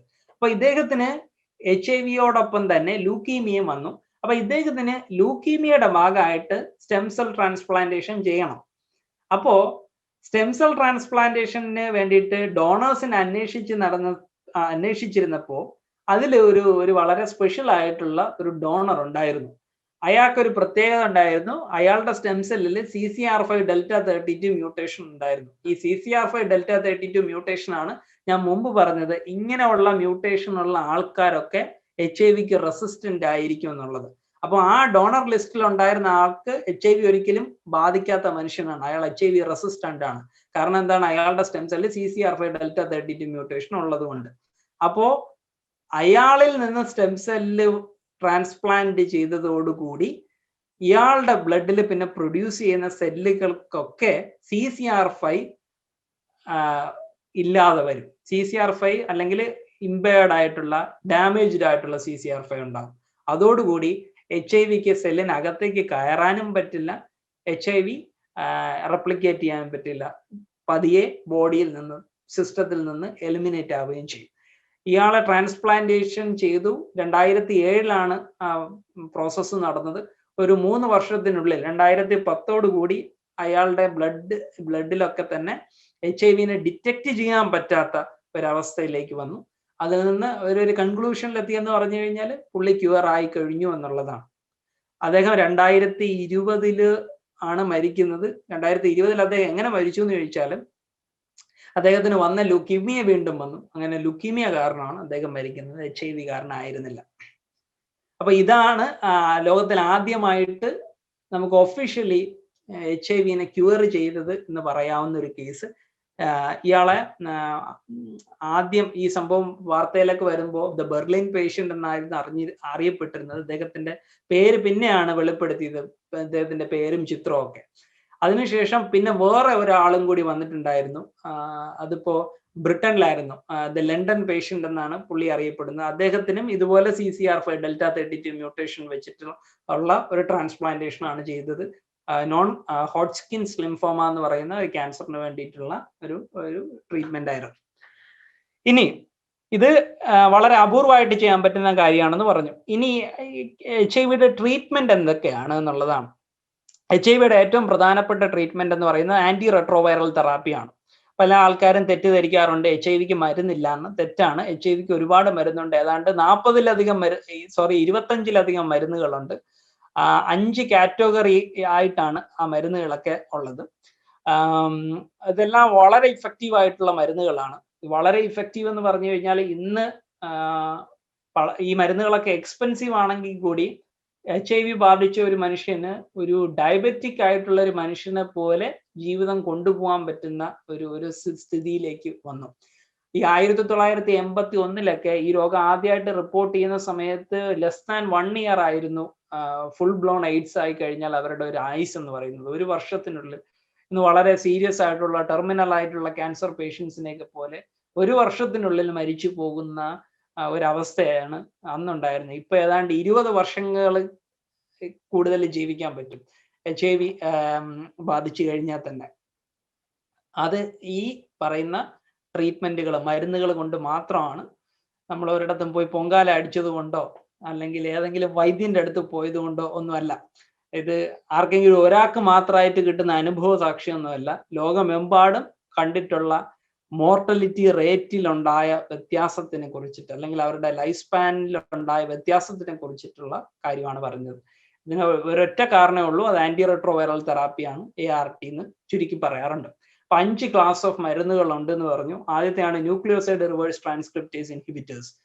ഈ മരുന്നിന്റെ പ്രത്യേകത എന്ന് പറയുന്നത്, നമ്മൾ പറയുന്ന റിവേഴ്സ് ട്രാൻസ്ക്രിപ്റ്റേസിന്റെ പ്രോസസ്സിനെ ഇത് തടസ്സപ്പെടുത്തും. എങ്ങനെ തടസ്സപ്പെടുത്തും എന്ന് ചോദിച്ചാൽ, റിവേഴ്സ് ട്രാൻസ്ക്രിപ്റ്റേസ് എന്താണ് ചെയ്യുന്നത്? HIV-യുടെ RNA DNA ആക്കി മാറ്റുകയാണ് ചെയ്യുന്നത്. അപ്പൊ RNA DNA ആക്കി മാറ്റണമെന്നുണ്ടെങ്കിൽ കുറെ ന്യൂക്ലിയോടൈഡ്സ് വേണം. അപ്പോൾ HIV-യുടെ RNA ഒരു ടെംപ്ലേറ്റ് ആക്കി കൊണ്ടുവച്ച് പുതിയ DNA കോപ്പീസ് ആണ് ഉണ്ടാക്കുന്നത്. അപ്പൊ പുതിയ കോപ്പീസ് ഉണ്ടാക്കണമെങ്കിൽ ന്യൂക്ലിയോടൈഡ്സ് എന്ന് പറഞ്ഞ DNA-യുടെ ഏറ്റവും അടിസ്ഥാന ഘടകം എന്താണോ അത് വേണം. അപ്പോ ആ അടിസ്ഥാന ഘടകത്തിനോട് സാദൃശ്യമുള്ള മോളിക്യൂൾസ്, അനലോഗ്സ് എന്ന് വിളിക്കാറുണ്ട്, ആ സംഭവങ്ങൾ ആണ് ഈ പറയുന്ന ന്യൂക്ലിയോസൈഡ് റിവേഴ്സ് ട്രാൻസ്ക്രിപ്റ്റേസ് ഇൻഹിബിറ്റേഴ്സ് എന്ന് പറയുന്നത്. അപ്പോൾ അതിനോട് സാദൃശ്യമുള്ള മോളിക്യൂൾസ് ആണ്, പക്ഷെ അതല്ല. അപ്പോൾ അതിന്റെ പ്രത്യേകത എന്താന്ന് വെച്ച് കഴിഞ്ഞാൽ, ഇങ്ങനെ അനലോഗ്സ് ഇട്ട് കൊടുക്കുമ്പോൾ പെട്ടെന്ന് റിവേഴ്സ് ട്രാൻസ്ക്രിപ്റ്റേസ് അതിന്റെ അഫിനിറ്റി കാരണം അത് നാച്ചുറൽ ആയിട്ടുള്ള ന്യൂക്ലിയോസൈഡ് ആണെന്ന് വിചാരിച്ച് അതിനെ ആഡ് ചെയ്യാൻ വേണ്ടിയിട്ട് ശ്രമിക്കും. പക്ഷെ അത് നാച്ചുറൽ ന്യൂക്ലിയോടൈഡ് അല്ലാത്തത് കൊണ്ട് തന്നെ ആ പ്രോസസ്സ് അപ്പാടെ അങ്ങ് നിന്നു പോവുകയാണ് ചെയ്യുന്നത്. അതായത് ഈ റിവേഴ്സ് ട്രാൻസ്ക്രിപ്റ്റേസിന് RNA വഴി DNA ഉണ്ടാക്കാൻ പറ്റാത്തൊരവസ്ഥ ഉണ്ടാവും. അതുകൊണ്ട് തന്നെ റെപ്ലിക്കേഷൻ എന്ന് പറയുന്ന പ്രോസസ്സ് നടക്കില്ല.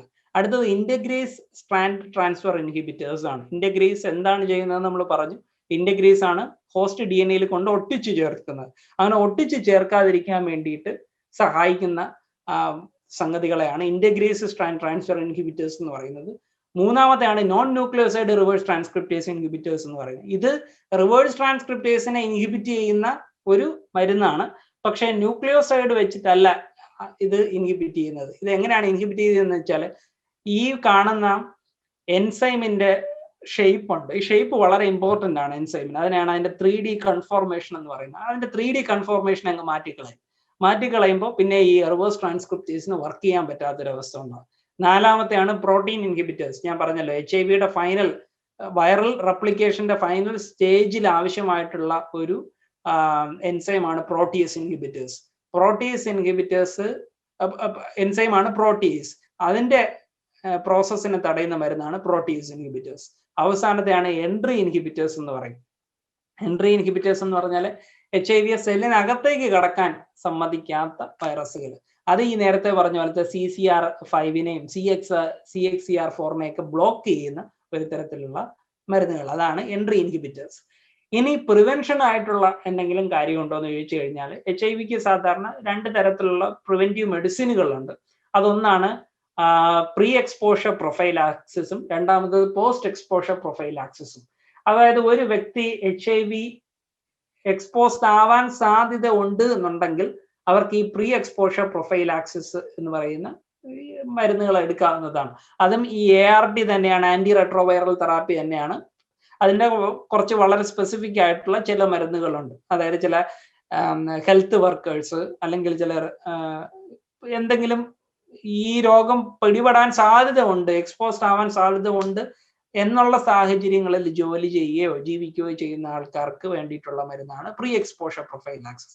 അടുത്തത് പോസ്റ്റ് എക്സ്പോഷർ പ്രൊഫൈലാക്സിസ്. ഒരാൾക്ക് എക്സ്പോഷർ ഉണ്ടായി, അത് അയാൾ എക്സ്പോഷർ ഉണ്ടായി എന്ന് അറിഞ്ഞു കഴിഞ്ഞാൽ നമുക്ക് ചില സമയങ്ങളിൽ എന്തെങ്കിലുമൊക്കെ ചെയ്യാൻ പറ്റും.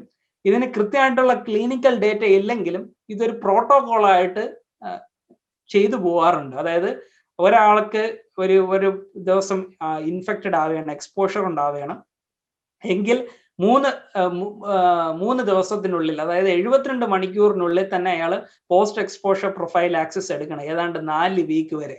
അങ്ങനെയെങ്കിൽ ഒരു പക്ഷേ HIV റെപ്ലിക്കേഷൻ മൊത്തം തടഞ്ഞ് അതിൽ നിന്ന് രക്ഷപ്പെടാനുള്ള ഒരു സാധ്യത ഉണ്ട്.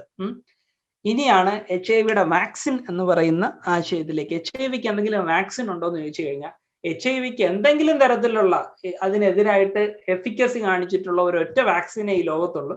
അതാണ് ഈ RV144 എന്ന് പറയുന്നത്. തായ്ലൻഡിൽ നിന്നാണ് ഇത് ഉണ്ടാക്കിയതെന്ന് തോന്നുന്നു. 31% ആയിരുന്നു ഇതിന്റെ റെസിസ്റ്റൻസ് എന്ന് പറയുന്നത്. ഈ ഒരു വാക്സിനോട് കൂടിയാണ് പല ശാസ്ത്രജ്ഞന്മാർക്കും ഒരു ശുഭാപ്തി വിശ്വാസം വന്നത്. അതായത് HIV അല്ലെങ്കിൽ അതിനെതിരെ എഫിക്കസി ഉള്ള ഒരു വാക്സിൻ ഉണ്ടാക്കാൻ പറ്റും എന്നുള്ളത്, in principle it is possible എന്ന് മനസ്സിലായത് ഈ RV144 വന്നതോട് കൂടിയാണ്. അതിനുശേഷം ഇപ്പോ 3 തരത്തിലുള്ള ട്രയലുകൾ നടപ്പുണ്ട്. അതൊന്നാണ് HPTN702 എന്ന് പറയുന്നൊരു ട്രയല്. ഇത് രണ്ടും പുതിയ സെറ്റപ്പാണ്. ഇത് 2020 കൂടി ഇതിന്റെ അവസാനിക്ക് ഇംബക്കോഡോ എന്ന് പറയുന്ന ഇതിന്റെ ട്രയല് 2020 കൂടി ഇതിന്റെ റിസൾട്ട് വരും എന്നാണ് പ്രതീക്ഷിച്ചിരുന്നത്, ഒരു ഡിസംബറിലോടെ. പക്ഷെ ഇതുവരെ എന്റെ റിസൾട്ട് വന്നില്ല. അതിനിടയ്ക്കാണല്ലോ കൊറോണയൊക്കെ വന്നത്. അപ്പൊ ആൾക്കാർ അതിന്റെ പിറകെ പോയി. ഇത് വളരെ എക്സ്പെക്ടേഷൻ ഉള്ള ഒരു ഇതാണ് ഇംബക്കോഡോയും മൊസൈക്കോയും ഏതാണ്ട് ഐഡന്റിക്കൽ ആയിട്ടുള്ള ഒരു വാക്സിൻ ആണ്. ഇംബക്കോഡോയ്ക്കും മൊസൈക്കോയ്ക്കും ഒരു പ്രത്യേകത ഉണ്ട്. ഇത് ഒരു മൊസൈക്ക് ആന്റിജൻസ് ആണ് ഉപയോഗിക്കുന്നത്. മൊസൈക്ക് ആന്റിജൻസ് എന്ന് പറഞ്ഞാൽ ഞാൻ പറഞ്ഞില്ലേ HIV പലതരത്തിലുള്ള ഗ്രൂപ്പുകളുണ്ട്. അപ്പൊ പല ഗ്രൂപ്പിലുള്ള ഒരു ബ്രോഡ് സ്പെക്ട്രം വാക്സിൻ എന്നുള്ള രീതിയിൽ പല HIV വൈറസുകൾക്കും എതിരെയും ആന്റിബോഡി ഉണ്ടാക്കാൻ കഴിയുന്ന രീതിയിൽ മൊസൈക്ക് ആയിട്ടുള്ള ആന്റിജൻസ് ആണ് ഇതിനകത്തേക്ക് ഇൻസേർട്ട് ചെയ്തിട്ടുള്ളത്. അതുകൊണ്ടാണ് ഇതിനെ മൊസൈക്കോ എന്നും ഇംബക്കോഡോ എന്നും വിളിക്കുന്നത്. സോ ഇതാണ് ബേസിക്കലി വാക്സിനെ കുറിച്ച് പറയാൻ വേണ്ടിയിട്ടുള്ള കാര്യങ്ങൾ. ഇപ്പോൾ വാക്സിൻ എല്ലാം വർക്ക് ചെയ്തുകൊണ്ടിരിക്കുകയാണ്, അതിന്റെ ട്രയൽസ് എല്ലാം നടന്നുകൊണ്ടിരിക്കുകയാണ്. ഇതിന് ഒരൊറ്റ കാര്യം കൂടെ പറഞ്ഞുകൊണ്ട് ഞാനിത് അവസാനിപ്പിക്കുകയാണ്. ഈ വാക്സിനുകളെല്ലാം ടാർഗറ്റ് ചെയ്യുന്നത് പാൻഡമിക് ആയിട്ടുള്ള ഗ്രൂപ്പുകളിലാണ്. അതായത് എം ആണ് ഏറ്റവും പാൻഡമിക് ആയിട്ടുള്ള. HIV-2 ആരും മൈൻഡ് ചെയ്യാറില്ല. കാരണം അതൊരു വലിയൊരു പ്രശ്നമുള്ള ഒരു വൈറസ് അല്ല. പക്ഷെ മനുഷ്യന്റെ കയ്യിലിരിപ്പ് കാരണം അതിന്റെ എണ്ണം അല്ലെങ്കിൽ ഇൻസിഡൻസ് കൂടാവുന്നതേ ഉള്ളൂ. പണ്ട് ഇന്ത്യയിലൊന്നും ഇല്ലായിരുന്നു, പക്ഷെ ഇപ്പൊ ഇന്ത്യയിലും ഒക്കെ HIV-2 വന്നിട്ടുണ്ട്. പക്ഷെ അത് അത്ര ഭയം ഉണ്ടാക്കുന്ന ഒരു വൈറസ് അല്ല. അപ്പൊ മെയിൻലി ഈ ഇംബക്കോഡോയും മൊസൈക്കോയും ഒക്കെ ടാർഗറ്റ് ചെയ്യുന്നത് HIV-1-നെതിരാണ്.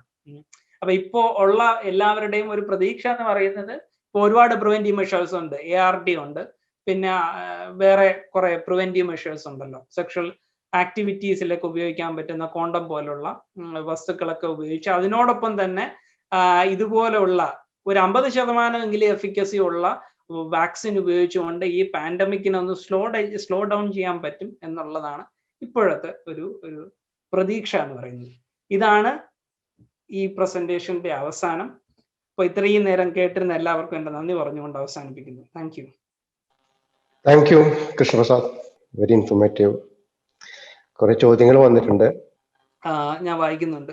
Cell CCR5 Δ32 negative. ഒരു സെല്ലിനെ നമുക്ക് Δ32 നെഗറ്റീവ് ആക്കാൻ കഴിയുമോ എന്നുള്ളതാണ് ചോദ്യം. അത് സെൽ കൾച്ചറിൽ പറ്റും, CRISPR-Cas9 ഉപയോഗിച്ചുകൊണ്ട് പറ്റും. പക്ഷെ മനുഷ്യന്റെ ശരീരത്തിനകത്ത് അത് പറ്റില്ല. അത് പറ്റുമോ എന്ന് ചോദിച്ചു കഴിഞ്ഞാൽ അവിടെയും പറ്റാവുന്ന ടെക്നോളജി ഇപ്പോൾ നമുക്ക് യഥാർത്ഥത്തിൽ ഉണ്ട്. അതെന്താണെന്ന് ചോദിച്ചു കഴിഞ്ഞാൽ ഈ CRISPR-Cas9 ഉപയോഗിച്ചുകൊണ്ട് സ്റ്റെം സെല്ലിനെ എഡിറ്റ് ചെയ്യണം. പക്ഷെ ഈ ജർമ്മനി പോലുള്ള രാജ്യങ്ങളിലൊക്കെ തന്നെ മനുഷ്യന്റെ ഇൻവിവോ ആയിട്ട് സ്റ്റെം സെല്ലിനെ എഡിറ്റ് ചെയ്യാൻ വേണ്ടിയിട്ട് അങ്ങനെ സമ്മതിക്കാറില്ല. കാരണം എന്ന് പറഞ്ഞു കഴിഞ്ഞാൽ there is actually no room for error. അവിടെ തെറ്റ് വരാൻ യാതൊരു സാധ്യതയും ഉണ്ടാവാൻ പാടില്ല. അങ്ങനെയുള്ള അവസരത്തിൽ മാത്രമേ നമുക്ക് സ്റ്റെം സെല്ലിനെ എഡിറ്റ് ചെയ്യാൻ പറ്റുള്ളൂ. കാരണം സ്റ്റെം സെല്ലിൽ എഡിറ്റ് ചെയ്ത് എന്തെങ്കിലും പ്രശ്നം വന്നു കഴിഞ്ഞാൽ പിന്നുള്ള എല്ലാ സെല്ലും പോക്ക് കേസാണ്, നമുക്കൊന്നും ചെയ്യാൻ പറ്റില്ല. അപ്പോൾ ടെക്നോളജി ഉണ്ടോ എന്ന് ചോദിച്ചു കഴിഞ്ഞാൽ ടെക്നോളജി ഉണ്ട്, നമുക്ക് തിയറിറ്റിക്കലി അത് ചെയ്യാൻ വേണ്ടിയിട്ട് പറ്റും. പക്ഷെ അതിന് കുറെ റിസ്കുകളുണ്ട്, അതിന് ഒരുപാട് ലീഗൽ റെഗുലേഷനുകളുണ്ട്. പല രാജ്യങ്ങളും അതിന് അനുവദിക്കാറില്ല. കാരണം അതിന്റെ എന്തെങ്കിലും ഒരു ചെറിയ ഒരു കയ്യബദ്ധം പറ്റിക്കഴിഞ്ഞാൽ മതി, അത് ബോഡിയെ അത് വലിയ ഈവൻ നമുക്ക് തിരിച്ചു എന്ത് പറയാൻ പോലും പറ്റാത്ത ചില സാഹചര്യങ്ങളിലേക്ക് കൊണ്ടെത്തിച്ചേക്കാം. Is it possible to elaborate the Darwinian forethought? Darwinian forethought explain ചെയ്യാം തീർച്ചയായിട്ടും.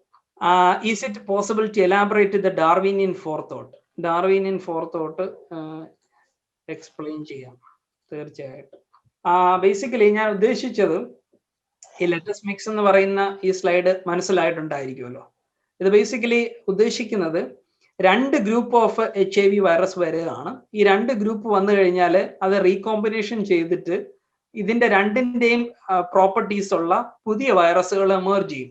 അപ്പോൾ പുതിയ വൈറസുകൾ എമേർജ് ചെയ്യുന്ന സമയത്ത് എന്ത് സംഭവിക്കുമെന്ന് ചോദിച്ചു കഴിഞ്ഞാൽ അതിന് കൂടുതൽ സെലക്ഷൻ ഉണ്ടാവാനുള്ള സാധ്യതയുണ്ട്. എന്താണ് കാര്യം? കാരണം പോപ്പുലേഷനിൽ പുതിയ വേരിയേഷൻ വരികയാണ്. അങ്ങനെയാണല്ലോ നാച്ചുറൽ സെലക്ഷൻ യഥാർത്ഥത്തിൽ നടക്കുന്നത്. നാച്ചുറൽ സെലക്ഷന്റെ ഏറ്റവും അടിസ്ഥാനപരമായിട്ടുള്ള കാര്യം, നാച്ചുറൽ സെലക്ഷൻ നടക്കണം അല്ലെങ്കിൽ ഇവല്യൂഷൻ നടക്കണം എന്നുണ്ടെങ്കിൽ ഏറ്റവും അടിസ്ഥാനപരമായിട്ടുള്ള കാര്യം എന്ന് പറയുന്നത് ആ പോപ്പുലേഷനിലെ വ്യത്യസ്തമായിട്ടുള്ള സർവൈവിങ് എബിലിറ്റീസ് ഉള്ള ഇൻഡിവിജ്വൽസ് ഉണ്ടായിരിക്കണം എന്നുള്ളതാണ്. ഇപ്പോൾ ഇതാണ് നമ്മുടെ കയ്യിലുള്ള ആദ്യത്തെ പോപ്പുലേഷൻ എന്ന് സങ്കല്പിക്കുക. പലതരത്തിൽ ഈ ഓരോ കളർ കോഡിങ് കാണിച്ചിരിക്കുന്ന പലതരത്തിലുള്ള വേരിയേഷൻ ഉള്ള ഓർഗാനിസംസ് ആണ് എന്ന് സങ്കല്പിക്കുക. ഈ ഓർഗാനിസത്തിലേക്കാണ്, ഇതെല്ലാം HIV ആണെന്നുണ്ടെങ്കിൽ, HIV വൈറസുകളാണെന്നുണ്ടെങ്കിൽ ഇതിലേക്കാണ് നമ്മൾ മരുന്ന് കൊടുത്തുകൊണ്ടിരിക്കുന്നത്. അപ്പോൾ ഇവിടെ കണ്ടോ ഈ ചുമന്ന ഒരു വൈറസ്, ഇത് എന്തെങ്കിലും കാരണം കൊണ്ട് ഇതിനൊരു പുതിയ വേരിയേഷൻ വന്ന് ചുമന്നതായതാണ് സങ്കല്പിക്കുക. അതിലപ്പോൾ ഇതുപോലെ റീകോമ്പിനേഷൻ കൊണ്ടായിരിക്കാം, അല്ലെങ്കിൽ ഡിനോവോ ആയിട്ടുള്ള മ്യൂട്ടേഷൻ. ഡിനോവോ എന്ന് പറഞ്ഞാൽ അത് റെപ്ലിക്കേറ്റ് ചെയ്യുന്ന സമയത്ത് അതിനുണ്ടായിട്ടുള്ള മ്യൂട്ടേഷൻ കൊണ്ടായിരിക്കാം. എന്തോ ഒരു മ്യൂട്ടേഷൻ കൊണ്ട് ഇതിന് ഒരു സെലക്റ്റീവ് അഡ്വാൻറ്റേജ് കിട്ടുകയാണ്. മറ്റുള്ള ഈ സംഗതികളിനേക്കാൾ ഒരു സെലക്റ്റീവ് അഡ്വാൻറ്റേജ് കിട്ടുകയാണ്. ഈ അവസരത്തിലുള്ള സെലക്റ്റീവ് അഡ്വാൻറ്റേജ് എന്താണെന്ന് ചോദിച്ചാൽ എന്താണ്? ഈ സംഭവങ്ങളെല്ലാം കൊല്ലാൻ വേണ്ടിയിട്ട് നമ്മളൊരു ART കൊടുത്തുകൊണ്ടിരിക്കുകയാണ്, ആന്റി റെട്രോവൈറൽ തെറാപ്പി. അപ്പോൾ ഇതിനൊരു സെലക്റ്റീവ് അഡ്വാൻറ്റേജ് കിട്ടണം എന്നുണ്ടെങ്കിൽ ഇതിന് എന്ത് തരം പ്രോപ്പർട്ടി ആയിരിക്കും ഉണ്ടാവേണ്ടത്? ഈ ARTയെ തടുക്കാൻ കഴിയുന്ന എന്തെങ്കിലും പ്രോപ്പർട്ടി ആയിരിക്കും ഉണ്ടാവേണ്ടത്. അങ്ങനെ ഒരു പ്രോപ്പർട്ടി ഉണ്ട് എന്നുണ്ടെങ്കിൽ ബാക്കിയുള്ള പോപ്പുലേഷനുകളെല്ലാം ഈ ART കാരണം മരിക്കുകയും ഇത് കൂടുതൽ റെപ്ലിക്കേറ്റ് ചെയ്യാൻ തുടങ്ങുകയും ചെയ്യും. ഇതങ്ങനെ റെപ്ലിക്കേറ്റ് ചെയ്ത് ഫൈനൽ പോപ്പുലേഷനിൽ ART റെസിസ്റ്റന്റ് ആയിട്ടുള്ള HIV വൈറസുകൾ ഉണ്ടാവും. ഇങ്ങനെയാണ് ബേസിക്കലി നാച്ചുറൽ സെലക്ഷൻ നടക്കുന്നത്. ഈ പ്രോസസ്സിനെയാണ് നാച്ചുറൽ സെലക്ഷൻ എന്ന് വിളിക്കുന്നത്. ഇത് ഈ പറഞ്ഞ പോലെ റീകോമ്പിനേഷൻ ഇല്ലാതെ സാധാരണ നടക്കുന്ന പ്രോസസ്സാണ്. HIV-യുടെ ആദ്യത്തെ മരുന്നൊക്കെ കണ്ടുപിടിക്കുന്ന സമയത്ത് വലിയ സന്തോഷമുള്ള ഒരു കാര്യമായിരുന്നു ശാസ്ത്ര ലോകത്തിന്. പക്ഷെ വളരെ താമസിയാതെ തന്നെ അത് റെസിസ്റ്റന്റ് ആയിപ്പോയി. കാരണം ഒന്ന് റിവേഴ്സ് ട്രാൻസ്ക്രിപ്റ്റേസിന്റെ ഇംപെർഫെക്റ്റ് ആയിട്ടുള്ള കോപ്പിയും, രണ്ടാമത്തത് വളരെ ഹൈ എമൗണ്ട് ഓഫ് വൈറൽ പാർട്ടിക്കിൾസിനെയാണ് പ്രൊഡ്യൂസ് ചെയ്തുകൊണ്ടിരിക്കുന്നത്. അതായത് അതിന്റെ ജനറേഷൻ ടൈം എന്ന് പറയുന്നത് വളരെ ചെറിയൊരു സമയമാണ്. അതുകൊണ്ട് തന്നെ ഒരുപാട് ജനറേഷൻ ഉണ്ടായിക്കൊണ്ടിരിക്കുകയാണ്, ഒരുപാട് തരത്തിലുള്ള വേരിയേഷൻ ഉണ്ടായിക്കൊണ്ടിരിക്കുകയാണ്. അപ്പോൾ റെസിസ്റ്റന്റ് ആവാനുള്ള സാധ്യത വളരെ കൂടുതലാണ്. ഇതാണ് ഡാർവിനിയൻ ഫോർത്തോട്ടിന്റെ എക്സ്പ്ലനേഷൻ എന്ന് പറയുന്നത്. ഇനി CCR5 ഏതെങ്കിലും ടെസ്റ്റ് വഴി നമ്മളിൽ ഉണ്ടോ ഇല്ലയോ എന്ന് കണ്ടെത്താൻ പറ്റുമോ? തീർച്ചയായിട്ടും പറ്റും. PCR ടെസ്റ്റ്, നിങ്ങളിപ്പോൾ കൊറോണ ടെസ്റ്റ് ചെയ്യുന്ന അതേ സാധനം വെച്ചിട്ട് നിങ്ങൾക്ക് CCR5 ഉണ്ടോ എന്ന് അറിയാൻ പറ്റും. പക്ഷെ അതിന് പ്രത്യേക തരത്തിൽ ഡിസൈൻ ചെയ്യണം നിങ്ങൾക്ക് CCR5 ഉണ്ടോ എന്ന് അറിയാൻ വേണ്ടി. ഇപ്പൊ കൊറോണയിൽ എന്താണ് ചെയ്യുന്നത്? യഥാർത്ഥത്തിൽ നിങ്ങൾക്ക് കൊറോണ ഉണ്ടോ എന്ന് അറിയാൻ വേണ്ടിയിട്ടുള്ള PCR ആണ് ചെയ്യുന്നത്. ഇത് CCR5 ഉണ്ടോ എന്ന് അറിയാൻ വേണ്ടിയിട്ടുള്ള PCR ചെയ്ത് കഴിഞ്ഞാൽ അറിയാവുന്നതേ ഉള്ളൂ, അല്ലെങ്കിൽ സീക്വൻസ് ചെയ്ത് കഴിഞ്ഞാൽ അറിയാവുന്നതേ ഉള്ളൂ. സീക്വൻസിങ് വളരെ എക്സ്പെൻസീവ് ആയിട്ടുള്ള ഒരു എക്സ്പെരിമെന്റ് ആണ്. അതിനേക്കാൾ നല്ലതാണ് PCR എന്ന് പറയുന്നത്. ചെലവ് കുറഞ്ഞിട്ടുള്ള ഒരു സംഗതിയാണ് PCR. Can HIV infections be identified in the eclipse period within 3 weeks? Identify ചെയ്യാൻ പറ്റും. ഇപ്പോൾ ഒരുപാട് നല്ല ടെക്നോളജികളുണ്ട്, ഐഡന്റിഫൈ ചെയ്യാൻ പറ്റും. പക്ഷേ ടെസ്റ്റ് വഴി ഐഡന്റിഫൈ ചെയ്യാൻ പറ്റും. പക്ഷെ ഒരാൾക്ക് സ്വന്തമായിട്ട് സിംറ്റംസ് ഒന്നും കൊണ്ട് ഐഡന്റിഫൈ ചെയ്യാൻ വേണ്ടിയിട്ട് പറ്റില്ല. അതായത് HIV-യുടെ ഇൻക്യുബേഷൻ പീരീഡ് എന്ന് പറയുന്നത്, ഇപ്പൊ നമുക്ക് കൊറോണയുടെ ഇൻക്യുബേഷൻ പീരീഡ് അറിയാം. 2 ദിവസം മുതൽ 14 ദിവസം വരെ ആണല്ലോ അതിന്റെ ഒരു ഇൻക്യുബേഷൻ പീരീഡ്. ആ സമയത്താണ് അതിന്റെ സിംറ്റംസ് കാണിക്കുന്നത്. HIV സിംറ്റംസ് എന്ന് പറയുന്നത് ഏതാണ്ട് 9 മുതൽ 10 വർഷം വരെയാണ്. ആ സമയം കൊണ്ടേ നമുക്ക് അറിയാൻ പറ്റൂ നമ്മൾ HIV ഇൻഫെക്റ്റഡ് ആണോ അല്ലയോ എന്നുള്ളത്, നമ്മൾ ടെസ്റ്റ് ഒന്നും ചെയ്തില്ല എന്നുണ്ടെങ്കിൽ. കൃഷ്ണപ്രസാദ്, ഈ CCR5 പറഞ്ഞിട്ടുണ്ടായിരുന്നല്ലോ, CCR മ്യൂട്ടേഷൻ. ആ മ്യൂട്ടേഷൻ ഉള്ള ആൾക്കാർക്ക് എന്തൊക്കെയാണ് പ്രത്യേകതകൾ ഉണ്ടാവുക? അവർക്ക് എന്തെങ്കിലും പ്രശ്നങ്ങൾ ഉണ്ടാവുക? എങ്ങനെയാണത്? അവർക്ക് ചില പ്രശ്നങ്ങൾ ഉണ്ടാവുന്നുണ്ട്. ഈ ചെറിയ ഇമ്മ്യൂണോളജിക്കൽ ആയിട്ടുള്ള പ്രശ്നങ്ങൾ ഉണ്ടാവാറുണ്ട് എന്ന് വായിച്ചിട്ടുണ്ട് ഞാൻ. കാരണം CCR5 എന്ന് പറഞ്ഞാൽ വളരെ ഇമ്പോർട്ടന്റ് ആയിട്ടുള്ള ഒരു റിസപ്റ്ററുകളിൽ ഒരെണ്ണമാണ്. അതില്ലാതെ വരുമ്പോൾ അതിന്റെ സൈഡ് ഇഫക്ട്സ് ഉണ്ടാവാറുണ്ട്. അതിന്റെ ബേസിക് ആയിട്ടുള്ള പ്രത്യേകത എന്ന് പറഞ്ഞാൽ HIV ഇൻഫെക്ഷൻ ഉണ്ടാവില്ല. മാത്രമല്ല ഈ CCR5നെ അറ്റാക്ക് ചെയ്ത് CCR5നെ അറ്റാച്ച് ചെയ്തുകൊണ്ട് അല്ലെങ്കിൽ അതിന്റെ ഹെൽപ്പോട് കൂടി ഇൻഫെക്ഷൻ ഉണ്ടാക്കുന്ന വേറെ കുറെ വൈറസുകളുണ്ട്. അവരെയൊക്കെ ചുരുക്കി R5 എന്ന് വിളിക്കാറുണ്ട്. അങ്ങനെയുള്ള വൈറസിനെതിരെയും പ്രൊട്ടക്ഷൻ കിട്ടാറുണ്ട്. ആ ഗ്രൂപ്പ്, കൃഷ്ണപ്രസാദ്, ആ ഗ്രൂപ്പ് എവിടെയാണ് കണ്ടെത്തിയിട്ടുള്ളത്? കൊക്കേഷ്യൻസും ഉണ്ട്, ആഫ്രിക്കൻസും ഒക്കെ ഉണ്ട്. ചില ഗ്രൂപ്പ് ചില എന്താ പറയാ എത്നിസിറ്റിയില് കൂടുതലാണ്, ചിലയിടത്ത് കുറവായിരിക്കും. അപൂർവമായിട്ട് അപൂർവമായിട്ടുള്ള ഒരു സംഗതിയാണ് അത് യഥാർത്ഥത്തിൽ. ഇതിന്റെ ട്രീറ്റ്മെന്റിന് ലുക്കേമിക്കുള്ള അതേ ട്രീറ്റ്മെന്റ് ചെയ്തപ്പോ ഒരാളുടെ ഇത് മാറി എന്നാണല്ലോ പറഞ്ഞത്. CCR5 ഡോണറിനെ സ്റ്റെം സെൽ എടുത്തത് കൊണ്ട് മാറിയതാണ്. അതെ, അതേ ട്രീറ്റ്മെന്റ് എന്തുകൊണ്ട് നമുക്ക് സ്വീകരിച്ചുകൂടാ? ആ ട്രീറ്റ്മെന്റ് സ്വീകരിക്കാം, പക്ഷെ അങ്ങനെ ഒരു ഡോണറിനെ കിട്ടണം. ആ ഡോണറിന്റെ ഇത് ട്രാൻസ്പ്ലാന്റേഷൻ ചെയ്യുമ്പോൾ അവിടെ കുറച്ച് കാര്യങ്ങൾ ശ്രദ്ധിക്കേണ്ടതുണ്ട്. ഒന്ന്, നമുക്ക് മാച്ച് ചെയ്യുന്ന ആളിന്റെ മാത്രമേ നമുക്ക് എടുക്കാൻ പറ്റുള്ളൂ. അപ്പോൾ അവിടെ ഒരു ഹ്യൂമൻ ഹിസ്റ്റോകോമ്പാറ്റിബിലിറ്റി കോംപ്ലക്സ് എന്നൊക്കെ പറയുന്ന കുറെ സംഗതികളുണ്ട്. അതൊക്കെ മാച്ച് ചെയ്ത് വരുന്നെങ്കിൽ മാത്രമേ നമുക്ക് എടുക്കാൻ പറ്റുള്ളൂ. അതുകൊണ്ടാണ് ഞാൻ പറഞ്ഞത്, ഒരുപാട് സാഹചര്യങ്ങൾ ഒത്തു വരുമ്പോൾ മാത്രമേ ആ പരിപാടി ചെയ്യാൻ പറ്റുള്ളൂ. നമുക്ക് അതിനൊരു ഡോണറിനെ കിട്ടണം. 2, ഹ്യൂമൻ ഹിസ്റ്റോകോമ്പാറ്റിബിലിറ്റി കോംപ്ലക്സ് മാച്ച് ചെയ്ത് വരണം. അപ്പോൾ മാത്രമേ ഈ പരിപാടി ചെയ്യാൻ വേണ്ടിയിട്ട് മാച്ചിങ് കിട്ടാൻ ബുദ്ധിമുട്ടുണ്ട്. പിന്നെ ഭയങ്കര ബുദ്ധിമുട്ടാണ് അത്. ഈ ഡോണറിന്റെ മാത്രം, അത് സാധാരണ ട്രാൻസ്പ്ലാന്റേഷനിൽ പോലും ഡോണർ. അതുകൊണ്ടാണല്ലേ നമുക്ക് എല്ലാവർക്കും ഓർഗൻ ഡൊണേറ്റ് ചെയ്യാൻ പറ്റത്തില്ലല്ലോ. ഓർഗൻ ഡൊണേറ്റ് ചെയ്യാം, പക്ഷെ നമുക്ക് മാച്ച് ചെയ്യുന്ന ആളിനെ കൊടുക്കാൻ പറ്റില്ല. വഴിയെ പോകുന്ന ഒരാൾക്ക് നീ എന്റെ ഓർഗൻ എടുത്തെന്ന് പറഞ്ഞ ഓർഗൻ കൊടുക്കാൻ പറ്റില്ല. ഈ റിവേഴ്സ് ട്രാൻസ്ക്രിപ്റ്റേഴ്സ് എന്ന് പറയുന്നുണ്ടല്ലോ, RNA DNA ഉണ്ട്, അതെല്ലാ മനുഷ്യരിലും ഉണ്ടാവും? റിവേഴ്സ് ട്രാൻസ്ക്രിപ്റ്റേഴ്സ് മനുഷ്യന് ഇല്ലാത്തൊരു സാധനമാണ്. അത് റെട്രോ വൈറസിന്റെ കയ്യിലുള്ള ഒരു എൻസൈമാണ്. വൈറസിന്റെ കയ്യിൽ മാത്രമേ ഉള്ളൂ, മനുഷ്യനില്ല. അത് റെട്രോ വൈറസിന്റെ സ്വത്താണ്, കുടുംബ സ്വത്താണ്. വൈറസ് വരുമ്പോൾ അതിന്റെ കൂടെ തന്നെ വരുന്നതായിരുന്നു. അതിന്റെ കൂടെ ഉണ്ടായിരിക്കണം. കൂടെ ഇല്ലെങ്കിൽ പിന്നെ വൈറസിന് റെപ്ലിക്കേറ്റ് അടുത്ത സ്റ്റേജിലേക്ക് പോകാൻ പറ്റില്ല. അടുത്ത സ്റ്റേജ് എന്ന് പറയുന്നത് കൺവേർഷൻ ആണ് ടു DNA. അത് ചെയ്യണമെങ്കിൽ റിവേഴ്സ് ട്രാൻസ്ക്രിപ്റ്റേഴ്സ് ഉണ്ടായി പ്രോട്ടീൻ ആയിട്ട് അതിനകത്ത് ഇരിക്കണം, എങ്കിലേ പറ്റുള്ളൂ.